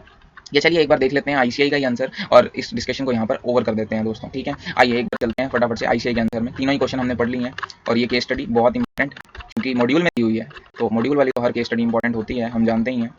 Last question मैं आपको लेके आता हूँ, ऑलरेडी हमने काफ़ी समय दे दिया है, ठीक है। तो फर्स्ट क्वेश्चन में हमें इवैल्यूएट करना था वैल्यू फॉर मनी फ्रेमवर्क के कॉन्टेक्स्ट में कि एचएस बेटर है या ईएस बेटर है। तो यहाँ पर इन्होंने बताना शुरू किया है और क्या क्या बातें की हुई हैं। इन्होंने कहा है कि कमर्शियल एंटरप्राइजेस के लिए प्रॉफिट्स बहुत जरूरी होते हैं, जबकि एनपीओस के लिए अदर ऑब्जेक्टिव्स भी उतने ही इंपॉर्टेंट होते हैं। बट चाहे प्रॉफिट अर्निंग मेन मोटिव हो या ना हो, परफॉर्मेंस मेजरमेंट दोनों ही केस में जरूरी होती है, बिकॉज कॉस्ट इफेक्टिव तो दोनों को ही होना चाहिए, चाहे आपका पर्पस प्रॉफिट अर्न करना है या नहीं है। और इसके लिए बेंचमार्किंग टूल जो एचएस यूज कर सकता है वो क्या क्या हो सकते हैं। तो एचएस इन चार बातों का ख्याल रख सकता है। वैल्यू फॉर मनी फ्रेमवर्क के कॉन्टेक्स्ट में बेंचमार्किंग टूल को इस्तेमाल करते हुए उन्हें अपने आप से पूछना चाहिए कि क्या हम एफिशिएंट और कॉस्ट इफेक्टिव हैं, क्या बिल्डिंग्स का बेटर मैनेजमेंट हम कर पा रहे हैं, क्या हमारी सर्विस से हमारे टेनेंट सेटिस्फाइड हैं। तो ये कुछ सवाल हमें आपस में पूछने चाहिए वैल्यू फॉर मनी फ्रेमवर्क को यूज़ करने से पहले। और उसके बाद हमें यूज़ करना चाहिए वैल्यू फॉर मनी फ्रेमवर्क जो डील करता है 3 चीज़ों के साथ, इकोनॉमी, एफिशिएंसी और इफेक्टिवनेस। इकोनॉमी की बात करें तो इकोनॉमी से बेसिक मतलब होता है सेविंग्स, हम कितनी कम कॉस्ट में बेटर क्वालिटी और क्वांटिटी अचीव कर पा रहे हैं अपने आउटपुट की। इकोनॉमी का सिंपल सा मतलब होता है ये। और अगर इकोनॉमी वाइज बात करें, एचएस को इंश्योर करना चाहिए कि उनकी एम्प्लॉय कॉस्ट कम हो, रिपेयर कॉस्ट इनकी ज़्यादा है वो कम हो, but at the same time quality बिल्कुल भी कॉम्प्रोमाइज़ ना हो। थोड़ी सी थियरी है वो आप पढ़ सकते हैं। वहीं एफिशिएंसी की बात करें तो एफिशिएंसी डील करता है इनपुट आउटपुट रेशियो के साथ। डिजायर्ड आउटपुट को अचीव करने के लिए कितना आउटपुट डिजायर्ड आउटपुट को अचीव करने के लिए कितना इनपुट आपने यूज़ किया, यानी कम से कम इनपुट को यूज़ करके maximum to maximum output generate करना is denoted by the efficiency factor. और अगर एचएस और ईएस में मैं बात करूँ ज़्यादा एफिशिएंट कौन है, तो मुझे लगता है ज़्यादा एफिशिएंसी जो है वो ईएस के पास थी, पर हम देख लेते हैं। देखो यहाँ पर मोस्ट इंपॉर्टेंट रिसोर्स है लेबर यानी कि स्टाफ, और मेजर इनकी सर्विस है हाउसिंग सर्विस देने पर। तो यहाँ पर इन्होंने क्या लिखा हुआ है देख लेते हैं। Measure would be relationship between employees and repair work performed. तो उन्होंने कहा है कि एम्प्लॉइज कैसा परफॉर्म कर रहे हैं, उनकी प्रोडक्टिविटी बहुत ज़्यादा मैटर करती है, और कितनी रिपेयर्स ज़्यादा हो रही हैं वो मैटर करता है। यानी अगर हमें एफिशिएंट होना है तो हमें एम्प्लॉय की कॉस्ट कम करनी होगी, यानी जो सैलरी हम उन्हें दे रहे हैं हमें उसे कम करना होगा। अगर हमें एफिशिएंट होना है तो जो रिपेयर कॉस्ट है हमें वो कम करनी होगी, but at the same time हमें हमारी क्वालिटी ऑफ आउटपुट जो है वो मेंटेन करके चलनी होगी, और हैंस हम ज़्यादा एफिशिएंट हो जाएंगे। तो पूरे पैराग्राफ में इन्होंने एफिशिएंसी के ऊपर थोड़ी सी बातें बताई गई हैं। लास्ट में आ जाता है इफेक्टिवनेस। इफेक्टिवनेस का मतलब होता है कि हमने अपने आउटपुट्स कितने एफिशिएंटली अचीव किए हैं, keeping in mind the given inputs. तो अगर मैं इफेक्टिवनेस की बात करूं, outcome achieves the desired policy aims and objectives and we need to ensure the same. और इसको असेस करने के लिए कुछ बातें हमें आपस में पूछनी होंगी। कौन सी बातें? वही जो एज अ बेंचमार्किंग टूल हम यूज कर रहे थे, जो ऊपर 4 बातें हमने देखी, वही 4 बातें हमें यहाँ पे पूछनी है। Are the housing needs of the targeting community members met? अगर ये येस है तो मतलब हम इफेक्टिव हैं। अगर टेनेंट सेटिस्फाइड हैं तो हम इफेक्टिव हैं। क्या सोशल कॉजेज में हम कंट्रीब्यूट कर रहे हैं तो हम इफेक्टिव हैं। तो यही सब बातें इन्होंने दी हुई हैं। और इकोनॉमी और एफिशिएंसी में हमने पहले ही मैंने क्वेश्चन में आपके साथ डिस्कस कर लिया था कि दोनों में से अगर इकोनॉमिकल बात करें तो HS is more economical because 45 houses की सैनिटरी इन्होंने चेंज करवा दी है एट अ कॉस्ट ऑफ 11,74,000। जबकि अगर ईएस की बात करूं तो इतने खर्चे में वो सिर्फ 22 हाउसेस का ही सैनिटरी चेंज करवा पाते। तो अगर इकोनॉमिकली बात करें एचएस इज गुड, बट अगर एफिशिएंसी वाइज बात करें ईएस इज गुड बिकॉज कहीं ना कहीं अगर क्वालिटी है वो ईएस की ज़्यादा होगी। हमने ये डिस्कशन ऑलरेडी कर ली है, और यही डिस्कशन आईसीआई ने अपने क्वेश्चन में यहाँ पर करके दिखाई है एग्जाम्पल लेते हुए। इन्होंने कहा है ईच मेजर इज इंटरलिंक्ड, चाहे इकोनॉमी, एफिशिएंसी या इफेक्टिवनेस में से कोई भी ले लो। एचएस ने सैनिटरी फिटिंग्स को रिप्लेस किया है 45 हाउसेस की एट 26,100 ईच, जो टोटल हो जाता है 11,74,500। लेकिन ईएस ने 52,000 पर हाउस एक्सपेंडिचर किया है, जितने में सिर्फ 22 हाउसेस का ही वो रेनोवेशन करवा पाता। तो obviously HS is more economical. ये डिस्कशन हम कर चुके हैं, आंसर आप पढ़ सकते हैं। उसके बाद इन्होंने बेंचमार्किंग बोला है कि बेंचमार्किंग एक अच्छा मेजर ऑफ परफॉर्मेंस हो सकता है, और बेंचमार्किंग के बारे में यहाँ पर इन्फॉर्मेशन दी हुई है, नोट्स और रेलेवेंट आप रीड कर सकते हैं। आंसर यहाँ पर बेसिकली खत्म हो जाता है बिकॉज हमने बता दिया कि HS is more economical whereas ES is more efficient and effective. ठीक है। क्वेश्चन के नेक्स्ट पार्ट में आप क्वेश्चन जाइए एक बार रीड आउट कीजिए। क्वेश्चन के नेक्स्ट पार्ट में हमसे क्वालिटी और फ्लेक्सिबिलिटी के बेस पर दो परफॉर्मेंस मेजर्स पूछे हुए थे। तो बिल्डिंग ब्लॉक मॉडल की डिस्कशन है, मैंने आपके साथ पहले क्वेश्चन पढ़ते टाइम शेयर किया था। क्वालिटी के बेस में इन्होंने कहा कि क्या क्या परफॉर्मेंस मेजर्स हो सकते हैं। तो क्वालिटी चेक करने के लिए हम देखेंगे बिहेवियर हमारे स्टाफ का, हम देखेंगे कि कितनी क्वालिटी हम अपने कस्टमर्स को दे पा रहे हैं, कितनी सेफ्टी हम प्रोवाइड कर पा रहे हैं, और ऑन साइट सर्विसेज हमारी कैसी हैं। तो सर्विस क्वालिटी वाले फैक्टर्स को डील करने के लिए इन सब मेजर्स को हम यूज़ कर सकते हैं। दूसरा मेजर्स था फ्लेक्सिबिलिटी का दोस्तों, जिसका मैंने आपको मतलब बताया था कि अडेप्टेशन टू चेंज। तो अगर फ्लेक्सिबिलिटी के रिस्पेक्ट में बात करें, अडेप्टेशन टू कस्टमर रिक्वायरमेंट की बात करें, तो फॉलोइंग परफॉर्मेंस मेजर्स हैं जो यूज़ किए जा सकते हैं। पहला है एवरेज वेटिंग टाइम। देखो जितना वेटिंग टाइम कम रहेगा उतना ही ज़्यादा आप अच्छी सर्विस दे पाओगे, कस्टमर को सेटिस्फाई कर पाओगे, और जितना कम वेटिंग टाइम होगा उतने ज़्यादा आप फ्लेक्सिबल रहोगे। कहने का मतलब ये है। इतना ही नहीं, आप यूज़ कर सकते हो चेंज इन रिक्वायरमेंट्स। कस्टमर ने कहा कि सुबह दाल चावल नहीं खाने हैं और छोले भटूरे खाने हैं, और आप उसे प्रोवाइड कर पाओ उसके बोलने से पहले, तो आप फ्लेक्सिबल हो और आप बेटर सर्विस दे रहे हो और ज़्यादा कस्टमर आपसे अट्रैक्ट होंगे। ठीक है। वैसे ही वेटिंग टाइम फॉर रिपेयर्स भी हमें यहाँ पर देखना होगा। अगर इमरजेंसी रिपेयर है और उसे करने में ज़्यादा टाइम लग रहा है तो फिर हम फ्लेक्सिबल इनफ नहीं है। तो सर्विस क्वालिटी और फ्लेक्सिबिलिटी के बेस पे कुछ परफॉर्मेंस मेजर्स दिए हुए हैं, जितने एग्जाम में आपसे पूछे जाएं आप उतने बता सकते हैं। अब थर्ड क्वेश्चन की बात करें, जहाँ पर मैंने आपको बोला था कि हमें डीपली एनालाइज करना है, हमारा एडवर्ब वहाँ पे यूज़ हुआ था एनालाइज, और एनालाइज का मतलब ये होता है कि डेटा को यूज़ करते हुए रिलेशनशिप बनाना और डिटेल्ड एक्सप्लेनेशंस देते हुए अपने आंसर को कंक्लूड करना। तो अगर उस रिस्पेक्ट में बात करूँ, मैंने पहले ही क्वेश्चन पढ़ते टाइम आपको बोला था कि हमारी मेजर कॉस्ट क्या है। सबसे पहले एम्प्लॉय कॉस्ट हमारी मेजर कॉस्ट है, उसके बाद average day to day repair cost जो है वो हमारी मेजर कॉस्ट है। So employee cost, repair cost, और लास्ट में वो अनऑक्यूपेंसी वाला हमने पॉइंट पढ़ा था जिसे मैं बोल सकता हूँ रेंट लॉस्ट। तो इन तीनों पॉइंट्स को डेटा को क्वेश्चन में से यूज करते हुए डीपली एनालाइज हम करेंगे वन बाय वन। सबसे पहली बात करते हैं एम्प्लॉय कॉस्ट पर वीक पर हाउस की, ठीक है। तो दोनों एचएस और ईएस में से कौन एफिशिएंट है अगर हम एम्प्लॉय कॉस्ट की बात करें, तो आइए देख लेते हैं। देखो एचएस के लिए मैं कंप्यूटेशन आपको यहाँ पर करके दिखा देता हूँ और फिर मैं ईएस के लिए भी आपको यहीं पे कंप्यूटेशन करके दिखाऊंगा, ठीक है जी। अगर मैं एचएस की बात करूँ 450 हाउसेज के साथ ये लोग डील करते हैं दोस्तों, ठीक है, और eight a cost of 24 lakh rupees. अगर आप एम्प्लॉय कॉस्ट चेक करेंगे तो 24 लाख की टोटल एम्प्लॉय कॉस्ट इनकी आती है। वैसे ही अगर आप ईएस की बात करें दोस्तों, ईएस की टोटल कॉस्ट आती है, क्वेश्चन में दिया हुआ है 38 लाख रुपीज़ की। मैनेज करते हैं ये सिर्फ 200 हाउसेज को, और अगर मैं पर वीक कॉस्ट निकालूं, ये तो मेरी पर हाउस कॉस्ट आ रही है, अगर मैं पर वीक कॉस्ट निकालूं तो मैं डिवाइड करूंगा 1/52 और यहाँ पे भी मैं डिवाइड करूंगा 1/52। तो यहाँ पर मेरा आंसर आ जाएगा 102.56 which is nothing but calculated over here. So अगर average employ cost per week के अकॉर्डिंग में कैलकुलेट करूं, एचएस की कॉस्ट आती है 102.56 जबकि ईएस की कॉस्ट आती है 365.38। यानी मैं बिना किसी डाउट के बोल सकता हूं that HS is more effective अगर हम employee cost, average employ cost के रिस्पेक्ट में देखें, बिकॉज ये लोग 450 हाउसेज को मैनेज कर रहे हैं जबकि ये सिर्फ 200 हाउसेज को मैनेज कर रहा है at a significantly higher cost. But इतना ही नहीं, हमें नेक्स्ट मेजर देखना चाहिए कंक्लूड करने से पहले। दूसरी सबसे बड़ी कॉस्ट आ रही है हमारी रिपेयर की कॉस्ट, और रिपेयर की कॉस्ट का कैलकुलेशन आप देख सकते हैं। हमें जितने भी रिपेयर्स के एक्सपेंसेस दिए हुए हैं डे टू डे रनिंग वाले क्वेश्चन में, उसका एक्सपेंडिचर दिया हुआ है 23,91,600 का, और 450 हाउसेज के लिए ये खर्चा किया गया है। और पर वीक निकालने के लिए अगर मैं 1/52 से इसे डिवाइड करूँ, एचएस की कॉस्ट आती है 102.21, वहीं ईएस की कॉस्ट आती है 61.35 की। यानी ईएस जो है वो रिपेयर के मामले में काफ़ी ज़्यादा एफिशिएंट है, ऐसा मैं कंक्लूड कर सकता हूँ। और इसका मेन रीज़न है कि इन लोगों की जो रिपेयर कॉस्ट है वो काफ़ी ज़्यादा कम है, इन लोगों को ज़्यादा रिपेयर करवानी ही नहीं पड़ रही है दोस्तों। तो यहाँ पर देखा जाए तो ईएस ज़्यादा इफेक्टिव लग रहा है। तो ऊपर वाले पॉइंट पे जहाँ पे एचएस ज़्यादा इफेक्टिव लग रहा था, यहाँ पर ईएस ज़्यादा इफेक्टिव लग रहा है। अब रेंट लॉस्ट की बात करें तो एचएस ने तो 1 रुपये का भी रेंट लॉस्ट नहीं किया है, बिकॉज ईएस की जो एफिशिएंसी है वो 100% ऑक्यूपेंसी पे काम कर रहा है दोस्तों, ठीक है। लेकिन अगर मैं एचएस की बात करूं तो इनका तो ह्यूज लॉस हो रहा है, 18,17,400 का रेंट लॉस्ट है। अगर एज अ परसेंटेज निकालूं मैं इसे तो 15% बनता है। कैसे निकाला है वो कैलकुलेशन आप देख सकते हैं, बड़ा सिंपल है कि आपने कितना रेंट लॉस्ट किया और ग्रॉस रेंट आपका कितना बनता था दोस्तों। तो यहाँ पर भी एचएस इफेक्टिव नहीं है बिकॉज ये काफ़ी ज़्यादा रेंट लॉस कर रहा है, ईएस इज मोर इफेक्टिव। तो हमने तीनों मेजर्स के बेस पर डिस्कशन कर लिया है, डीपली एनालाइज कर लिया है, और अब हम कंक्लूजन दे सकते हैं। क्या कंक्लूजन देखिए, ES did not have any unoccupied properties at any time during the year, it has 100% occupancy which means it has a high demand. On the other hand, HS has a loss of 15% of gross rent receivable. The management of HS should identify the reasons why houses remained unoccupied, and hence we can definitely say that at the moment ES is much better. A peer organization should be used to benchmark the performance and ES is the definitely the required peer. तो ये question यहाँ पे discussion होती है। एक लंबी case study थी, comprehensive case study थी। एग्जाम में इतनी बड़ी केस स्टडी नहीं पूछी जाएगी, बट हाँ इस तरीके की केस स्टडीज़ के कुछ पोर्शन आपको एग्जाम में देखने को मिल सकते हैं। आई होप आपको ये क्वेश्चन समझ आया होगा। आई होप मैंने थोड़ा सा जल्दी इसको कराने की कोशिश की है to make the video a bit shorter. Still अगर आपको कोई भी इशू हो तो आप पूछ सकते हैं। टिल देन बात करते हैं नेक्स्ट क्वेश्चन की।